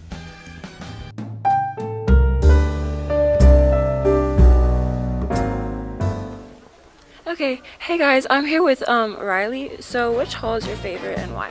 I like the winter senior hallway because it is my favorite season. Okay, cool. Well, thank you, and that's all from here. Now back to the studio. Out tonight was Fresnos really trying to find their rhythm. I mean, they didn't pick up their first down till late in the second quarter, and really it's been a dominant performance by this Calallen Wildcat football team again tonight, and starting to see some of the young players take over on not only on offense and defense, but it's an opportunity for this offense to come in, maybe third quarter start off, rest their players the rest of the night. You know, they haven't played in 2 weeks. You know, they had that extra week, and a lot of times that can work against you. It just doesn't keep you as sharp. You know, they're trying to run their offense. You know, that spread offense. You got to hit those receivers when they're open. And, you know, for the most part, they've kind of been open. Padilla, is just trying to get it to them, but, he's just running for his life a lot of the time. Last week it was the big plays on offense that really opened up the game. Tonight's been in those steady drives. We've had that, the special teams tonight. Cade Wood with that big return. Then you had the big run there from Skylar Rubio, 63-yard. But other than that, Coach, the longest run after that was Epi Hinojosa on the 23-yard run, 26-yard run. So tonight it's been the methodical drive. Wildcats really taking control up front again. And this is a much bigger defensive line and offensive line that we've seen the last 2 weeks from GP and Jordanton. The defense is a lot faster than what we've been seeing the last couple of weeks. They're good-looking kids. They're athletic. They can run. Looks like the defense is a lot further ahead than the offense. But I'll tell you what, with Padilla back there, they're going to get that going, and they're going to be, somebody to reckon with once they start district. First half stats. Let's see what we got, Coach. All right, for Calallen. They had 13 first downs. They had 276 yards rushing, no yards passing, for a total of 276 yards. Calallen was penalized 4 times for 35 yards. Rushing, Hinojosa carried the ball 11 times for 91 yards and 2 touchdowns. Carpinello carried it 6 times for 63 yards. And Rubio carried it 1 time for 63 yards and a lone TD. Passing, Hickman was 0 for 2. Time of possession for the Wildcats, 13 minutes and 6 seconds. For Los Fresnos, they had 4 first downs, 52 yards rushing, 24 yards passing for 76 total yards. They were penalized 3 times for 30 yards. Padilla was 5 of 31, he ran the ball 5 times for 31 yards, and Gonzalez carried it 6 times for 23 yards. Passing, Padilla was 3 for 13 for 24 yards and a touchdown. Receiving, Munoz caught 3 balls for 24 yards and 1 touchdown. Time of possession for the Falcons, 10 minutes and 8 seconds. Scored halftime, Calallen 27, Los Fresnos 7. There you go. Those are the first half stats. Again, I want to thank Coach Mike Brotherton, who sits to our left kind of quietly throughout the night, but he does a great job of keeping us informed of not only throughout the game, but the history of the stats for Calallen. So Coach Brotherton doing a great job. We are at halftime. The Dads performing with the Top Cats tonight, so that's always a lot of fun. Want to say hello to a longtime Booster Club member who tonight, unable to make the game, James Bateman, not with us tonight, but wanting to let us know that he is watching on Calallen TV. James, thanks for being with us on a Friday night here on Calallen TV and Cat's Eye Radio and 1400 KUNO. We're going to take a break. We'll be back with the top 10 from around the state. We got the halftime report along with the sub-varsity report. A lot left to come at you right here on Calallen TV at 1400 KUNO.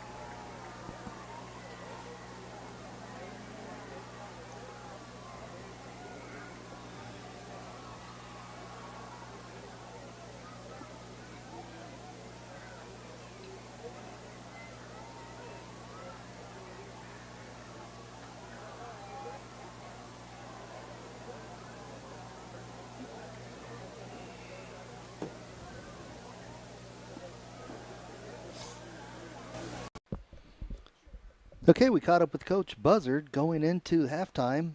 Hunter wanted to know what our defense was doing, so let's check it out.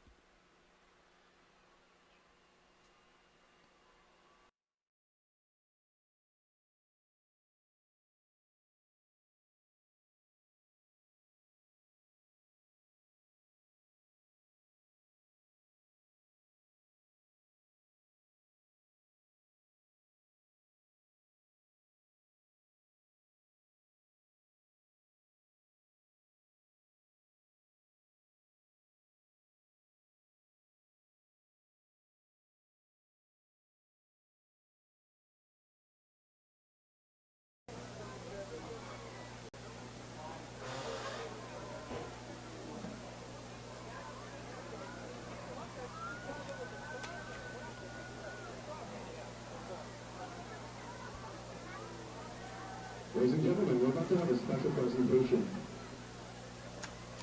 Please stick around after the game to watch the... All right, there, UIL performance. Once again, the regular halftime performance of the marching band will be done post-game.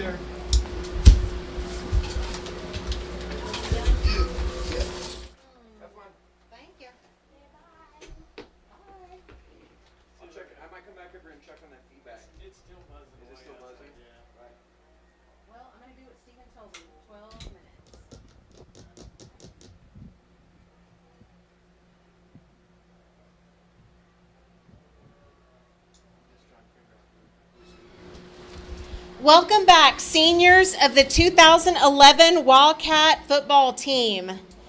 The 2011 team is best remembered for several great accomplishments, which included claiming the Wildcats' 27th consecutive playoff appearance and 10th state semifinal appearance, including back-to-back appearances in 2010 and 2011. It was an exciting season, and the seniors of the 2011 football team were instrumental in maintaining the ongoing quest to remain one of the state's most elite football programs. The 2011 team was 13-2, undefeated district champions, and lost 31-28 to Manville in a heartbreaking fashion on the last play of the game in the Class 5A state semifinals, thus ending the season and the high school careers of a very talented group of seniors. Since Calallen's inaugural playoff appearance in 1985, the Wildcats continue to enjoy an unprecedented string of 36 consecutive years of playoff appearances, which is the second longest streak in Texas football history. Longest active streak in Texas football history. Other notable Wildcat accomplishments include 23 district championships, 33 by-district championships, 24 area championships, 18 regional semifinal championships, 18 region final appearances, 12 regional championships, 12 state semifinal appearances, of which 5 were back-to-back state semifinal appearances and 2 state championship appearances. This year's Wildcats are looking forward to another outstanding season and hope to claim a 37th consecutive playoff appearance. Now it's with great pleasure that we introduce the seniors of the 2011 football team. Number 1, Avery Cortez.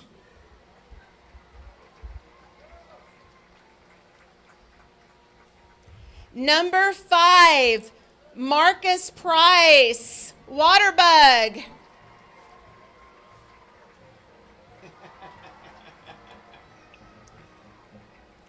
Number 8, Nick Espinosa. Oh. Number 23, Paul Castillo. Number 25, Ryan Garcia.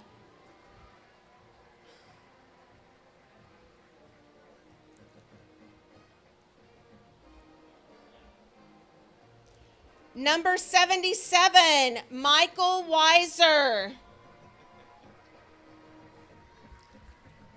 Let's give these guys a big round of applause for an amazing 2011 season. Y'all give them some love. Stand up. This was a great team.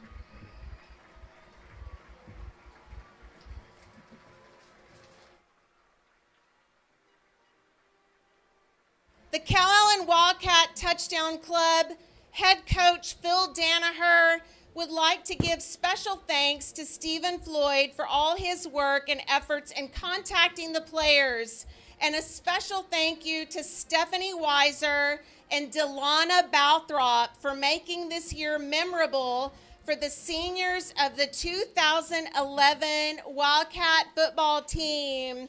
We love you guys.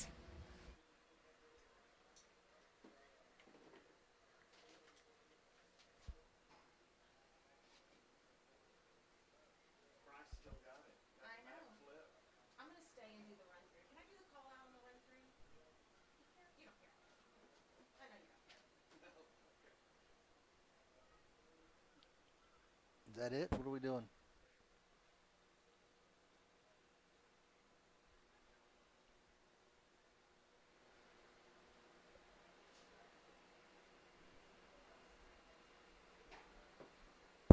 Okay, in case you guys missed it, we're going to recap the homecoming king and queen that was announced earlier before the game. Cats, this is Michaela with Calallen TV. I am here with the king and queen, Cade Wood and Ashley Maldonado. All right, you guys, how do you guys feel tonight? I feel great. It's truly an honor to be able to come out here and represent the class of 2022 and more importantly the school. And I'm just honored to be nominated homecoming king. I want to thank everyone. I'm super excited to be here. I'm so excited for all the memories that we're about to make throughout this year, and thank you all for voting. All right, speaking of voters, what do you guys want to say to the people that voted for you? Again, I just want to say thank you to everyone, and it's truly an honor to be out here tonight. Same as what he said. Thank you all so much, and we hope we have a great year. All right, thank you. Back to you guys.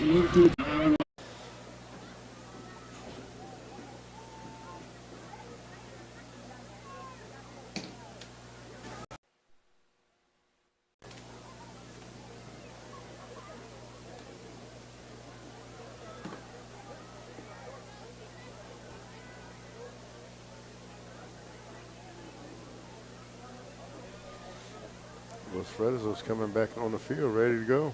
5 minutes. Good stretch.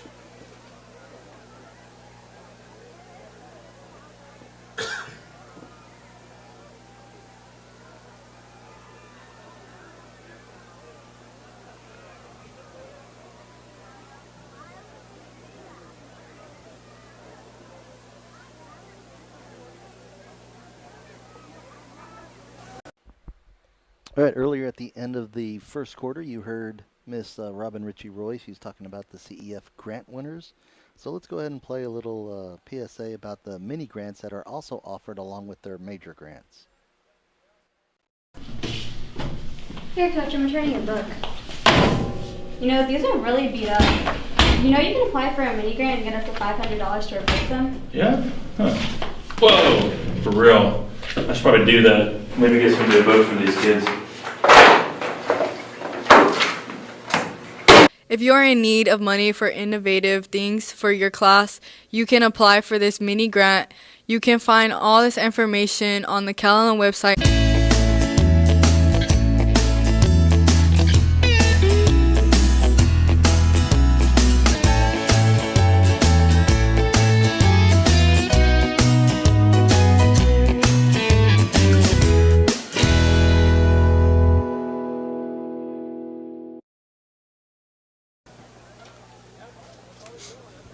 Alrighty, and welcome back to Calallen Wildcat football. Still sitting here at halftime with about 4 minutes remaining. 27-7, Calallen Wildcats up. Just to kind of give you an update for next week, Calallen Wildcats will be off. We'll have our bye week.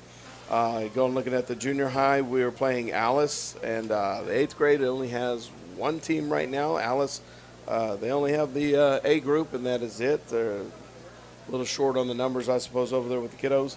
And their 7th grade as well. They only have 2 teams playing there, so we'll have to try to locate a couple of games next week for our 7th grade C team and the 8th grade B team, see if we might be able to get somebody to want to take up our challenge to be able to play against us. Yeah.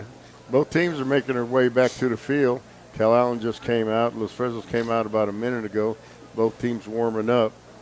Tell you what, Los Fresnos got a bunch of good-looking athletes, Coach. Well, they do, and tons of them. You know, it'd be nice to have numbers like that. I tell you what, watching that number 84, I believe his name's Rodolfo Hernandez, kicking the ball during pregame.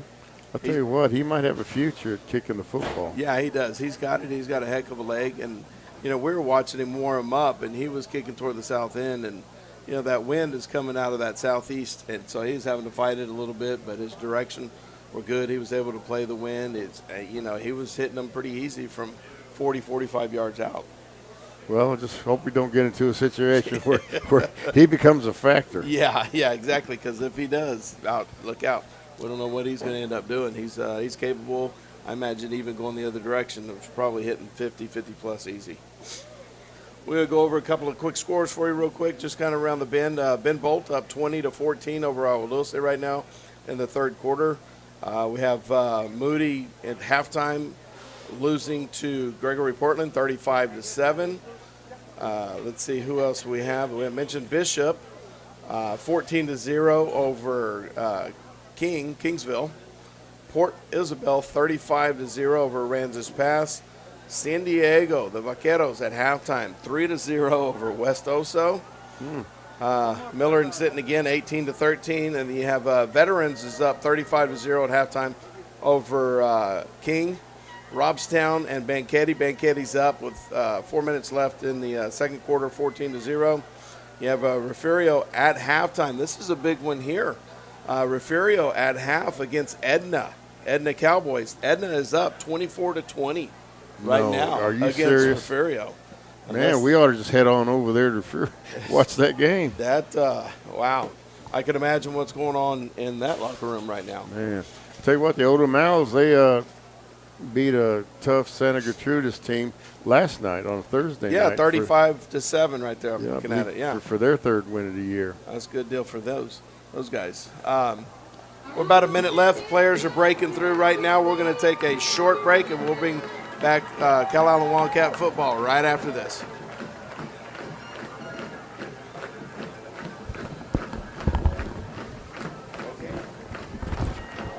That's a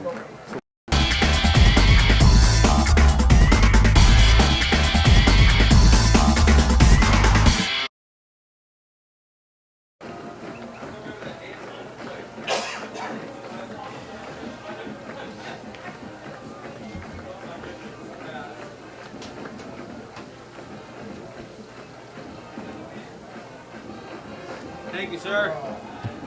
Oh, man. I was just talking about that final play. I remember that play at the Alamo. Remember that, Coach Rosen? I just...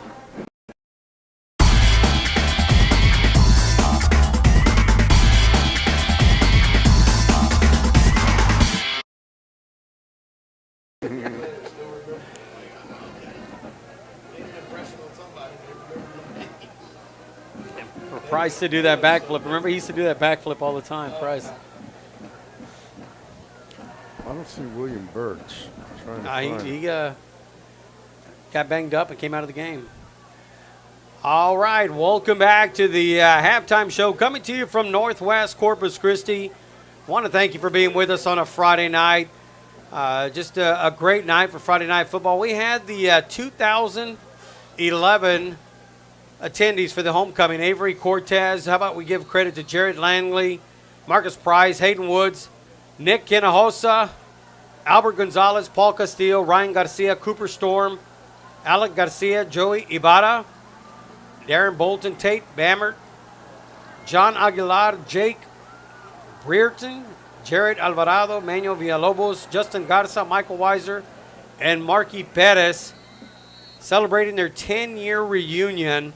Not all of them made it tonight, but again, want to, congratulate those young men. 10 years ago, those young men went 13-2, lost on the final play against Manville at the Alamo Dome on a controversial call, and it just still sticks in the top of your memory, just that game, Coach. And it was a Manville team that looked like a Division I college football team, and those young men went into the Alamo Dome, gave them a heck of a game, and in all aspects should have came out with that victory. Opening drive of the third quarter, Calallen will start this drive on the 38-yard line. Hickman turns around, hands it off to Hinojosa, hitting the backfield, spins away, goes around the left side, tries to cut upfield, and he's going to pick up about 3 yards on the play. Tough running by Epi Hinojosa there. Went a long ways to pick up 3 yards. Finally brought down by number 22, R.J. Lamone. So the Falcons will start on defense. They defend the south end zone to our right-hand side. Wildcats with a second down. We're going to call it 7 to go. Luke Medina in at running back. Starting offense on the field for the Wildcats. Shotgun formation. Hickman fakes it to the running back, keeps it on the left side, and Hickman lunge forward, but a flag comes out from the side judge. This might be against Calallen. Wide out on the far sideline. May have got a little jersey on that one. I think it's going to be. Finally tackled by number 43, Gregory Jones. See what the referee has to say here. Holding Wildcats. Just going to take him back. A spot foul. They'll replay the down, so it'll be second down and Maybe about 18 to go. We'll see where they spot it. They're going to spot it at the 21. The yard to gain is the 43. Alex Kittigwa comes in for the Wildcats. Brings the play in from the sideline. Trips right formation. Shotgun right. Snap on the way. Hickman looking downfield, looking to his left. Now he's going to dump it off and immediately hit is the running back, number 2, Sonny Carpinello. Carpinello not sure what happened there, but Carpinello not happy at the end of the play. Having to be separated, both teams. Good job by the coaching staff and officials to immediately. Well, the pass was, it was a nice soft pass. He was just trying to get it to Carpinello.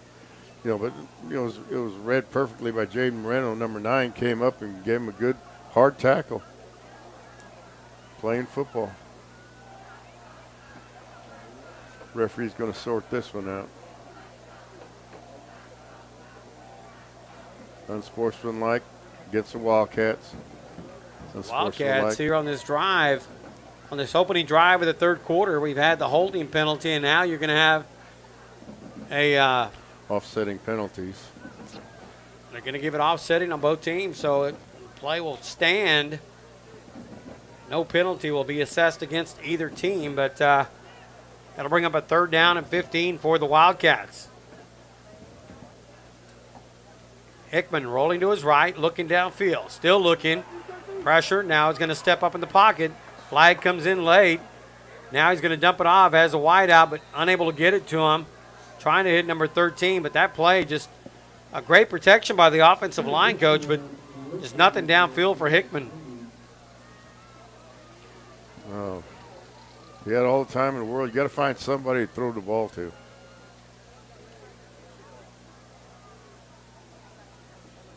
Hickman looks a little tentative, like he doesn't really want to let go.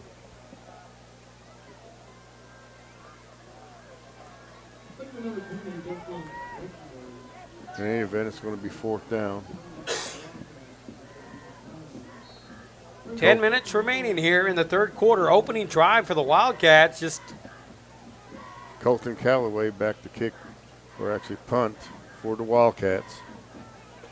first punt of the night for the Wildcats. Maybe the first punt of the season.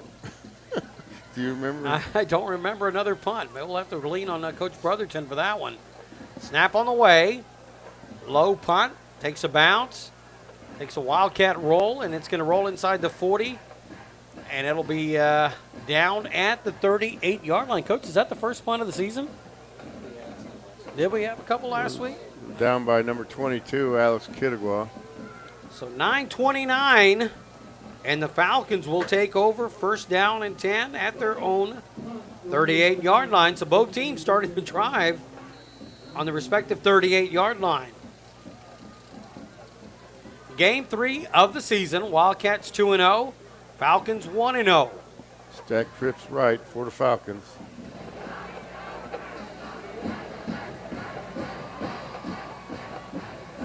Gonzalez to the right of Padilla. Fake to Gonzalez. Padilla keeps it, trying to go around the right side, cuts it upfield. And boy, he's stuck at about the 42-yard line. Big hit by the Wildcat defense. About a 4-yard gain on the play. We'll call it 2nd down and 6. And Padilla's helmet comes off, so he'll have to go over to the sideline. One play, and see who the quarterback will take over for the Falcons. Looked like Nate Tagle was the one who put a pretty good lick on him. Huh? So number 10 will take over at quarterback. That's Rex Halford. Halford hands it off to the running back, Gonzalez, coming on the near side. Gonzalez with a nice run of about 8 yards on the play to midfield. It's going to be a 1st down. Be enough for the 1st down for the Falcons. Looks like Halford might be staying in at quarterback. Padilla had to come off the field for one play as his helmet came off. Halford will take the next snap here at quarterback. Looks over to the sideline. Alfred, 5'10", 180-pound senior. Looks like it might have been a helmet issue, equipment-wise. Snap on the way. Again, hands it off to Rodriguez. Gonzalez, takes him. Gonzalez still on his feet. And he's going to pick up a nice gain of about 17 yards on the play. Going right up the middle was the running back, Gonzalez. We have Gonzalez listed at 160 pounds, 5'7", but he's put together well. he is. Padilla now comes back on the field after getting his helmet taken care of.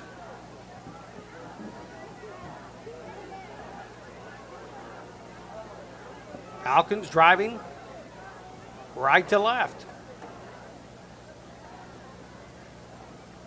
Shotgun formation, 4 wide receivers. Padilla looks to his left, dumps it off to the 30-yard line. It's complete to his wide receiver, number 4, Hector Muniz. Knocked out of bounds by Cade Wood, number 6. Muniz was the recipient of that 6-yard touchdown pass late in the second quarter. Padilla at quarterback. Looking through the sideline. So many teams, Coach, now go with this no-huddle offense. We've seen it. This is the third week in a row we've seen it by each of our opponents. They come up to the line of scrimmage. They look over to the sideline. They get the play from their coaching staff. And they run their play. Gonzalez on the carry. Hinojosa. Sorry, that's big number 35 is Ernest Hinojosa. It was Hinojosa right there to make the play. Hinojosa started the season wearing number 70. Now wears number 35. Cut the number in half. Third down at 7. Offense looks over to the sideline to get the play.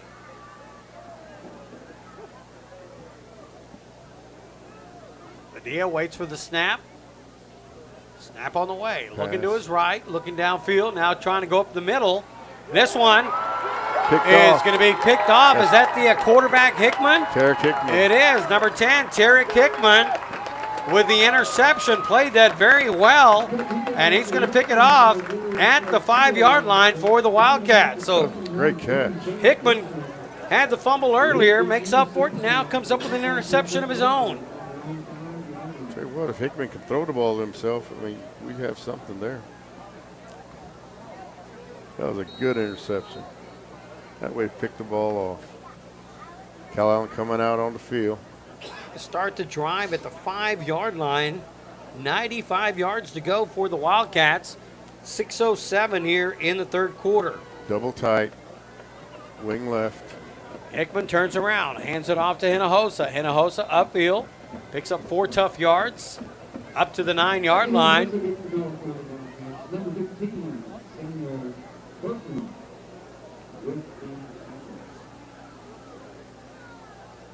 Second down and 6 for the Wildcats. 21 checks in, 23 will check out. Rubio.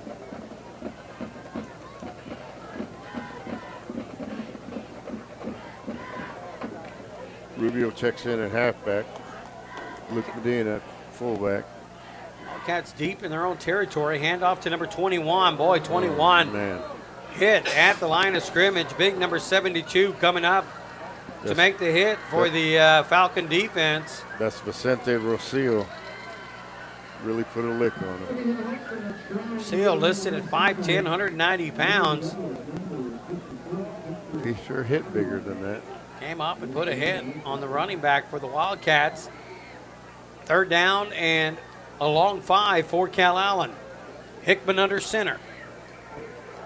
Turns around, hands it off. Fakes a handoff, should I say, and he's going to keep it, trying to come on the right side. Not much room there for the quarterback, Tarek Hickman. The Wildcats will be forced to punt. Great job by the Falcon defense, holding the Wildcats on a 3-and-out, trying to flip this field position here in the third quarter. Like we said earlier, I mean, the defense is a little further ahead than the offense for the Falcons. These guys are running around the field. They're making some plays right now. Starting to get motivated.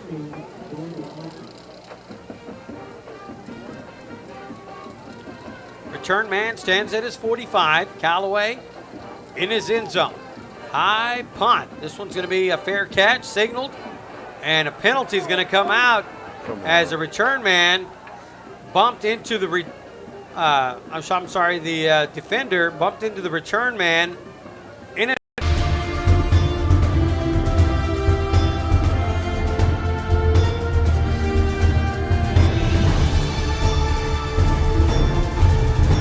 This quarter's player profile is brought to you by Oh Goody Designs and Events.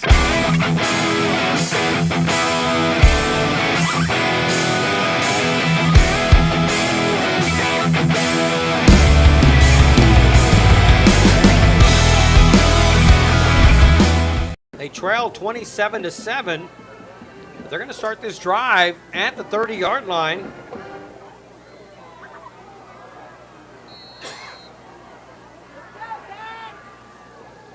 First down and 10 for the Falcons.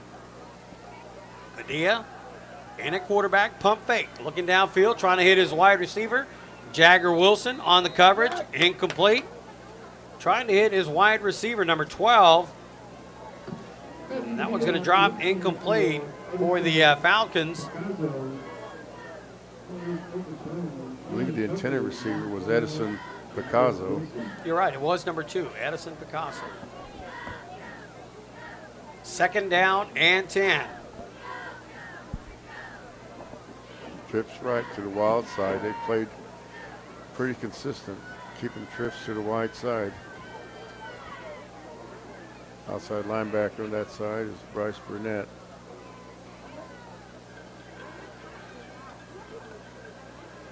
Padilla dropping back, pressure, fine. Trying to get him, they're trying to bring him down. Finally going to get to Padilla. It's pretty much been in a clean pocket tonight, but Wildcat defenders finally getting to him, putting some pressure. They're going to bring him down for a loss back to the 38-yard line. I don't know how Padilla got away from those 3 defenders.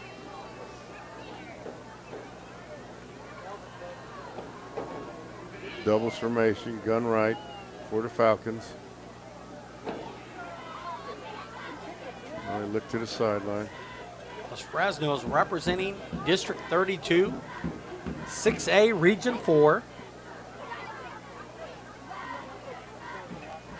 Looking at a third down and long. Padilla dropping back, looking downfield, looking for his wide receiver. That one's going to go over the head of the wide receiver. Number 4, again, Hector Muniz, the intended target for Padilla.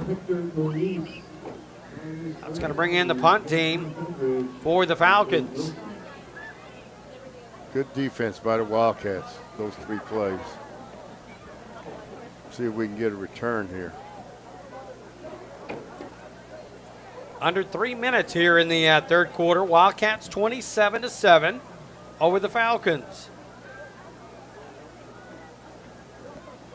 Snap on the way. Picasso, high end over end kick. This one trying to get it in the end zone, and it will for the Wildcats. Nobody dropped back deep for the Wildcats, so Picasso had a big open field there just to try to pin him inside the, even if he had pinned him inside the 20, Coach, the last thing you want is a touchback, but a great break for the Wildcats. They're going to start this drive at the 20-yard line. Wildcat offense trying to get something going here in the third quarter. They've had 2 drives and haven't been able to do much. See if we come out into double wing and try to get a little more consistent here. In comes Medina, Hinojosa, Hickman. First down and 10 from the 20-yard line.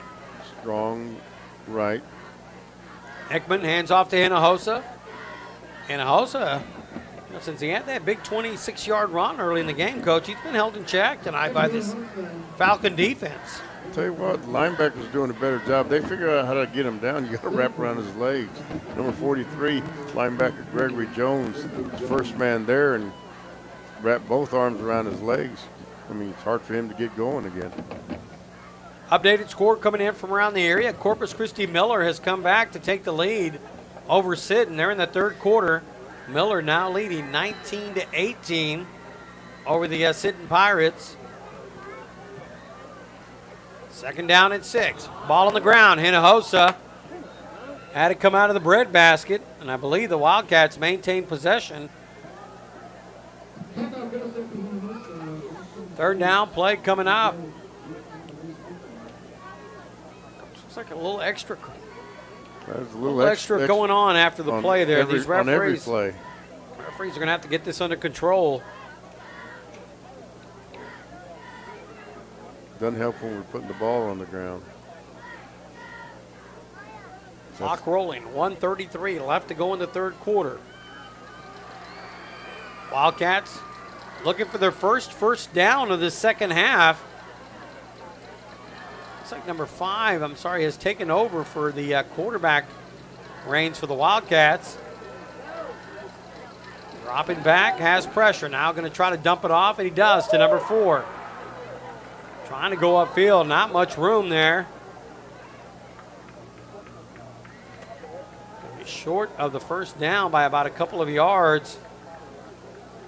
Again, we see some changes going on there by the Wildcats. Bryce Burnett has taken over at quarterback. Burnett did a nice job of getting away from the pressure and kept that play alive, but it's going to bring up a 4th down, and we're going to call it a long 2 for the Wildcats and a timeout taken by Calallen. That'll give us time to thank Mr. Roy's Fireworks, U.S. Ecology, Scott and Mia Taylor, Mike Cotton's Barbecue, Circle 8 Crane Services. How about the Hicks Family Nissan, Big Joe's Tire and Auto, Integrity Storage, and Jack Taylor Insurance, Chick-fil-A, Cameron Commercial and Industrial, Gulf Coast Graphics, Mike Shaw Toyota and NEC Co-op Energy, BAD, Bill Miller's Barbecue, all proud sponsors of Calallen Wildcat football.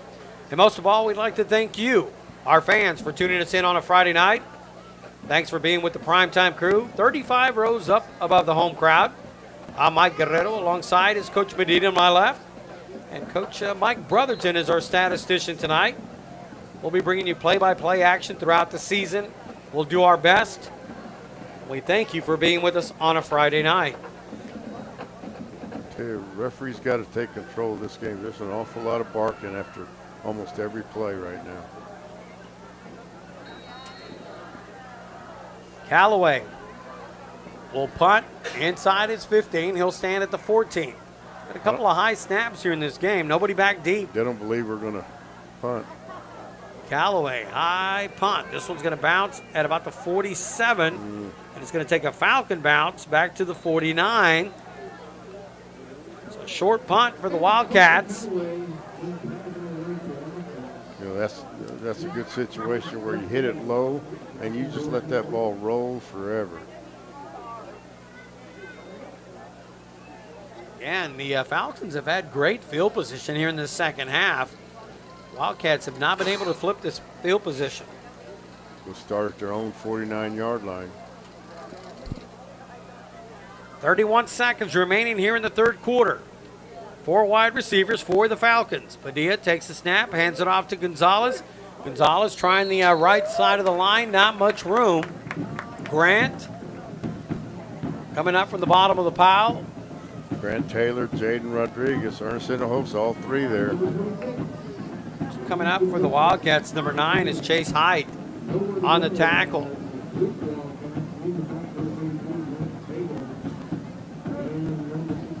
That's going to take us to the end of the third quarter. We've played 36 minutes from Phil Danaher Field.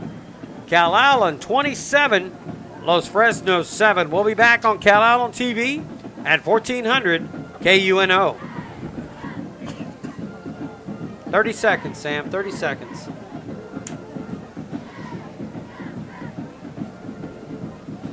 Can I drink more water? Is there another one in there? No, I'll wait. I'll wait. Yeah, I'm going to take a...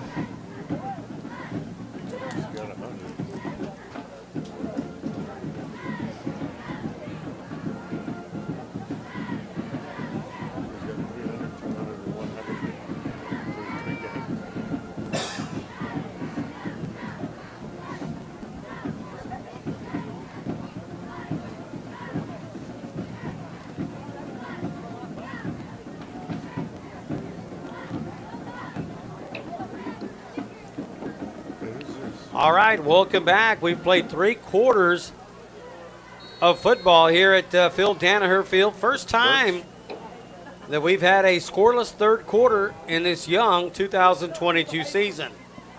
Falcons now driving left to right. Ball's going to be spotted at the 48-yard line here to start the fourth quarter. Falcons trailing 27-7. Shotgun formation, quick pass in the flat. Oh my God. That was really close to being a backward pass. It was really close to being a touchdown for the Wildcats. Tell you what, Bryce could have got his other hand on that ball. He might have been gone. Look, they got a couple fingers on the ball, deflected, where he couldn't complete it. Padilla looking to the sideline once again. He finally gets the play. They come to the line, trips left formation, gun right. Third down and 11. Snap on the way. Pressure, trying to go up the middle, setting up the screen. Nice little pass play by the Falcons. They're going to be short of the first down by about a yard. Complete to Corey Taylor. Falcons running that jailbreak screen to the left side where he lined up the trips. Padilla hitting one of his favorite receivers.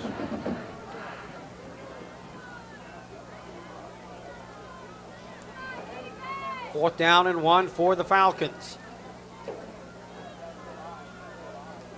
Padilla looks over to the sideline. Probably a run here, the way he looked at the sideline. Snap on the way. Quarterback keeper Padilla right up the middle, has some running room. Has enough for the first down. Brought down by number 3, Brody Rogers. Coach, we talked about the enrollment for the Falcons. And looking across the field, the Falcons have almost as many coaches as we have players. Big coaching staff across the field. Well, with more kids, you need more coaches. Exactly right. First down play for the Falcons. Ball now inside the 35. They'll spot it at the 33. 4 wide receivers. Early in the fourth quarter. Neal looks to his right. And now the play clock will go down to 0 and a delay a game. You know, Coach, that's something I don't understand. You don't huddle up. You come to the line of scrimmage, and a 25-second clock expires. You know, that's just, you're looking over to the sideline to get your play, but you know, you have plenty of time. Well, like I said, it's their second game of the year. First down and 15. Same set, 4 wide receivers. Padilla looking downfield. Snaps that ball downfield. Quickly met by the defenders, number 33. Nate Tagle was the first one there, and then Brody Rogers came up and leveled the receiver, knocked the ball clean loose. Hard hit there. Nate Tagle, the senior linebacker for the Wildcats, on the play. 15 yards to go for the first down. Padilla rolling to his right. Pressure, now he's just going to throw it away, and this one's going to sail out of bounds. Padilla felt the pressure, and he just chunked it. Kind of chunk and dunk. Boy, he just kind of dunked out of the way. He knew that pressure was coming at him. He didn't want any of it. That's a good expression. Chuck and dunk. Padilla once again looking through the sideline. Gonzalez on his left side. Stay with the same set. Trips up top, single wide out to the near side. Play clock down to 15 seconds.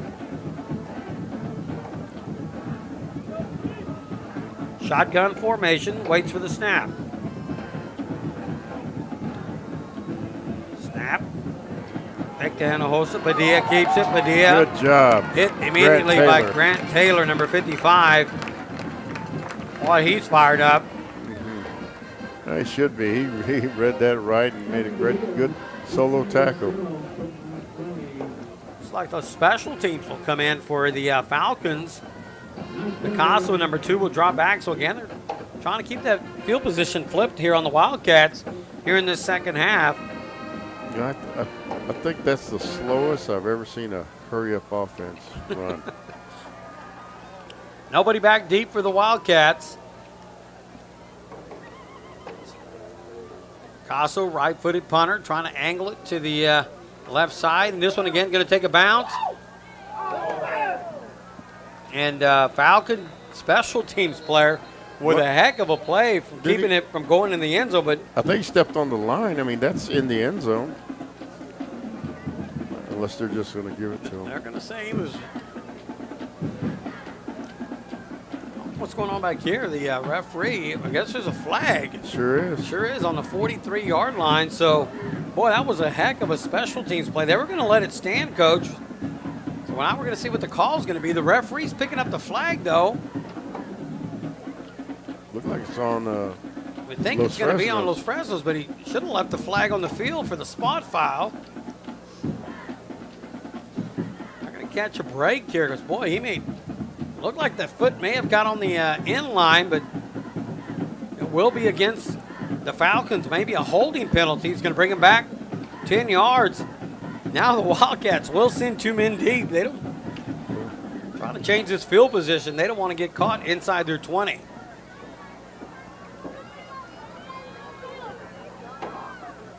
Now 4th down and a long 30. Nice punt by Picasso. Ooh!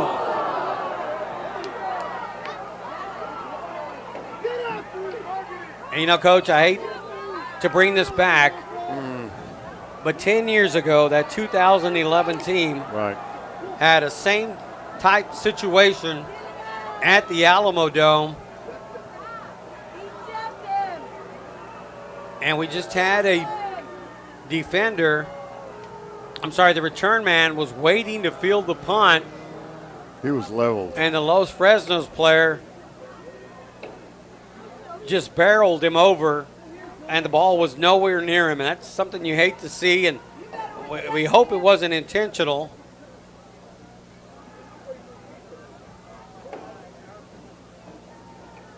Player on the field. We're going to take a quick break.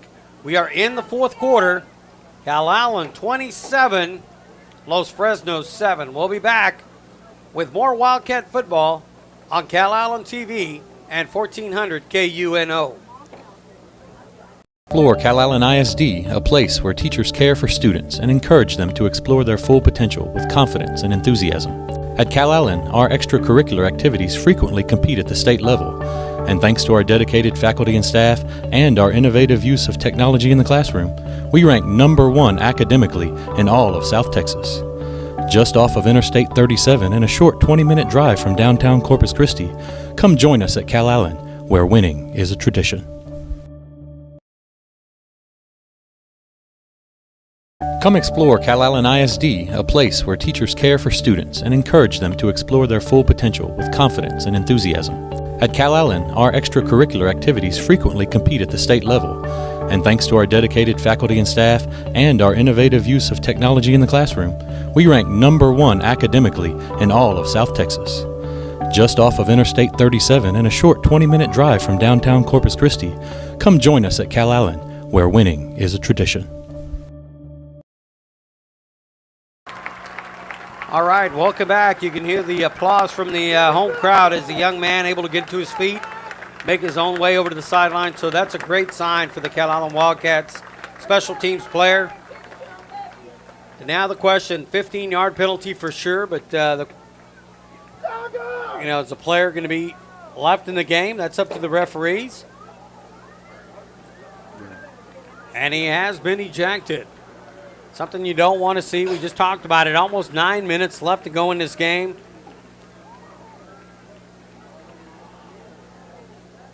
You know what? Coach, at that point, a 15-yard penalty doesn't do justice for that type of infraction. But they will spot the ball at the 34-yard line with 8 minutes and 50 seconds remaining here in the 4th quarter. I've been in these games before. You're going to have to just cinch up your pants and play some football.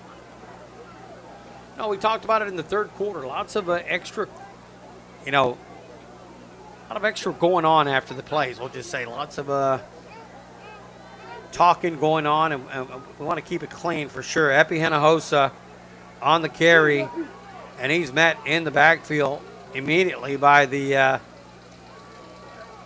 defender for the Falcons. Yard loss on the play, if not maybe 2. 2nd down and 12. Next week, the Wildcats will be open. No game, correct, Coach? That's absolutely So we correct. will be off. I hope you enjoy your Friday night. We got a bye. We get a chance to go watch somebody else play. Come back on the week of the 24th to take on Kerrville-Tivy. That game will be in Kerrville-Tivy. Quarterback keeper. Hickman trying to get around the outside. Hickman chased down by the defense of the Falcons. He's going to pick up about 4 yards on the play. It's going to bring up a 3rd down and 8. Dana checks in. Rubio checks out. Seems kind of redundant, but these two young men, Gregory Jones, 43, and R.J. Lamont, 22, are making a heck of a lot of tackles for the Falcons. As they should. They're the inside linebackers. Defense is geared that way for them to make tackles. Wildcats to the line of scrimmage. 3rd down and 8. No motions across the line of scrimmage. Toss sweep to Epi Hinojosa. Hinojosa has a 40. 45, lowers his head, drives over a would-be tackler, and he's going to be brought down at the 49. So a nice run there by Epi Hinojosa, a 13-yard run. I'll tell you what, number 5, Luis Lucio, came up, but he was no match for Epi. I mean, he took the brunt of that tackle. He's kind of limping getting up. They got Lucio. I don't know if that's correct now, but they got Lucio listed at 5'1", 132 pounds. And he just took on Epi Hinojosa. And Hinojosa's going to win that battle 10 times out of 10. Mm-hmm. As we have a timeout on the field, we're going to take a 30-second break. You're listening to Calallen Wildcat Football on 1400 KUNO and Calallen TV. 30 seconds, Sam. 30 seconds.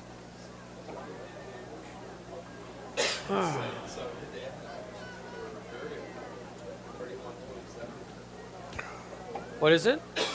Edna, 31-27 over Furio.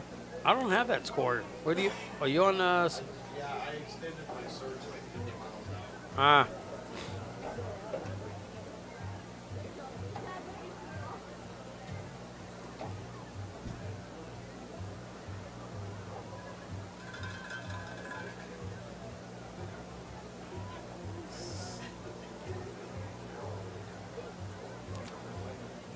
All right, welcome back after the timeout. Both teams make their way onto the field. First down and 10 for the Wildcats. Ball resting at the 49-yard line. Try to get you some scores from around the area after the play. Rubio and Hinojosa in the backfield. Hinojosa on the carry. Right up the middle, Hinojosa. Take it to the 46-yard line. A 5-yard gain for Epi Hinojosa. Some scores from around the area. Sitten now leading Corpus Christi Miller 24-19 late in the third quarter. Vets Memorial all over King 45-0 in the fourth quarter. Beeville all over Pearsall 43-0. Harlingen South is taking the lead over Alice 14-7. Maybe some more scores here after the play. Toss sweep. Hinojosa coming around the left. Hinojosa pushed out of bounds at the 45-yard line. On the tackle, number 43, Gregory Jones. Flower Bluff all over Victoria West 56-13. Gregory Portland 42-7 over Moody. Carroll over Prosper 17-0.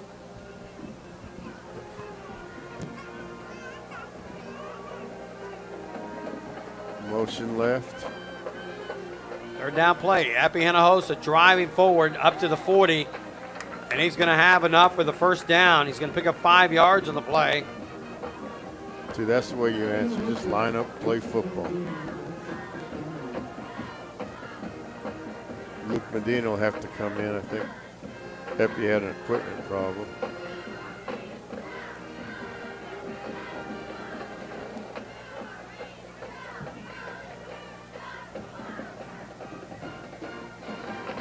First down and 10 for Calallen. Checking on scores from around the area.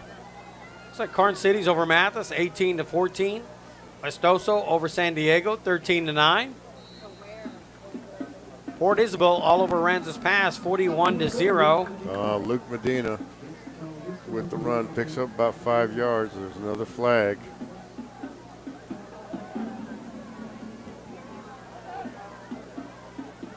Wait for the call. I believe it's on the Falcons.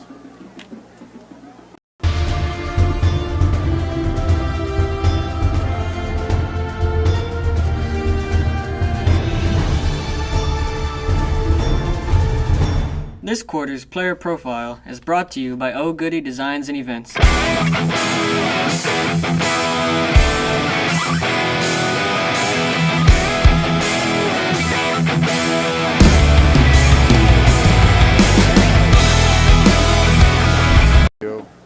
Comes in, split receiver for the Wildcats.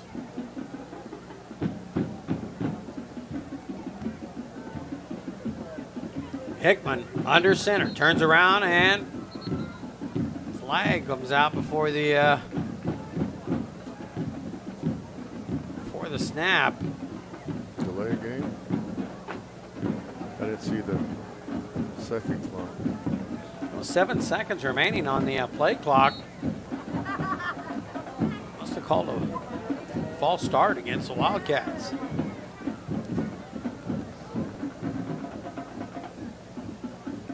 First down and 15 for the Calallen Wildcats.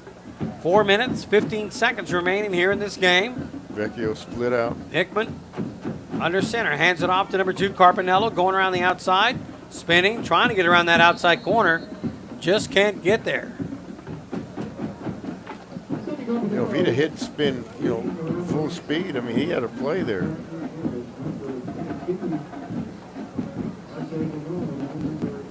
In comes Rubio, number 21.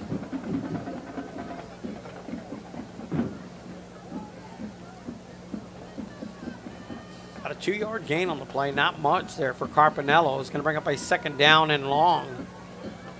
Clock rolling, 3 minutes and 35 seconds. Calallen with a 27-7 lead over the Falcons. Trying to get something going here in the second half. Hinojosa on the carry. Hinojosa. Yeah. There it is. Horse collar. Got his hand inside the jersey to bring him down, and maybe another 15-yard penalty. It's going to be. Looks like he's got a face mask and a horse collar. That's what they're trying to discuss right now, what they're going to do.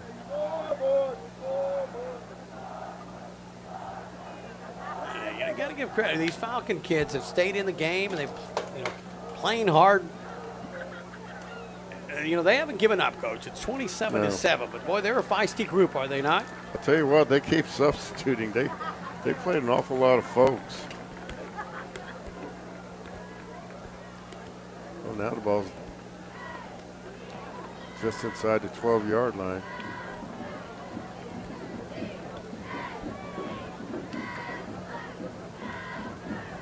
Referee, again, going over to the sideline to talk to the coaching staff from the Falcons.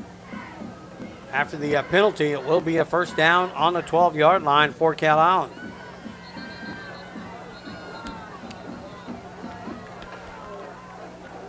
Whistles blow. Looks like we had a false start. Second half has been riddled with penalties. Well, you got to concentrate. I mean, I know they've played an entire game almost already, but we've got to concentrate. 3 minutes remaining in this game. The Wildcats looking to hold on to improve to 3-0.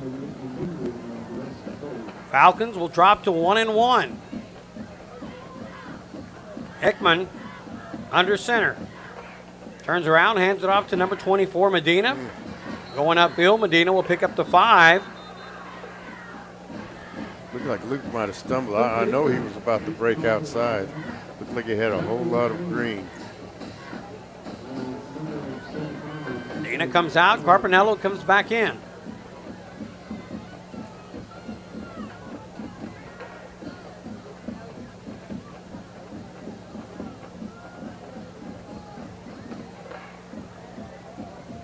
Two minutes and 12 seconds. Second down and 10 from the 12-yard line. Hand off to Hinojosa. Trying to go up the middle, and Hinojosa met by the front line of the Falcons. He's going to take it inside the 9-yard line, not quite to the 8. Number 22, R.J. Lamont, and number 1, Joshua Munoz, in on the tackle. Third down and 6 for Calallen. Rubio checks in, brings the play in from the sideline.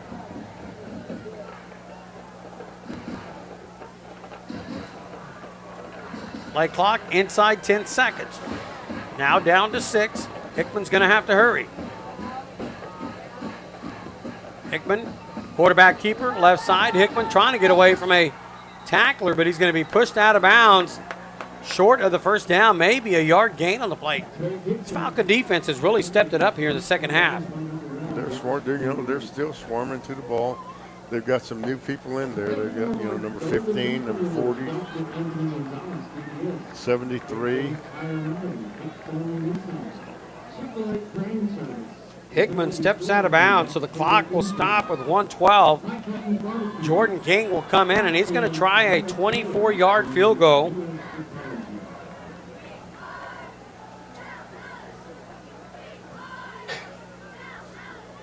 Salinas will hold. Snap on the way. King, a kick, but this one just goes high and wide right. Jordan King unsuccessful with the 24-yard field goal.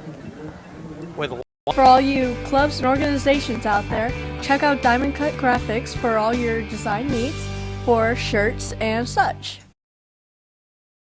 First down and 10. After the missed field goal, they're going to spot it at the 20-yard line. I'd like to take a chance to thank our sponsors, Mr. Roy's Fireworks, Big Joe's Tire and Auto, Hicks Family Nissan, Mike Cotton's Barbecue, Scott and Mia Taylor, U.S. Ecology, BAD, NEC Co-op Energy. So it looks like Padilla's done for the night. Looks like it's Hayden again, a quarterback. Going to hand it off on the left side. Not much room there for the running back, Gonzalez. Gonzalez is done too. That's number 7 running the football. So number 10 now is Halford, Rex Halford at quarterback. Number 7 is Gael Balestina, sophomore running back, 5'9", 130 pounds. Callaway comes out. Cody Vecchio's in for at linebacker, along with Nate Tagle. 26 seconds remaining in this game. Snap. Quarterback Halford keeps it. He's going to be hit at the line of scrimmage. That should take us to the end of the game. 15 seconds remain. Wildcats will improve to 3-0. Falcons will drop to 1-1. The final from Phil Danaher Field. Calallen 27, Los Fresnos Falcons 7. We'll be back with the postgame show on Calallen TV and 1400 KUNO.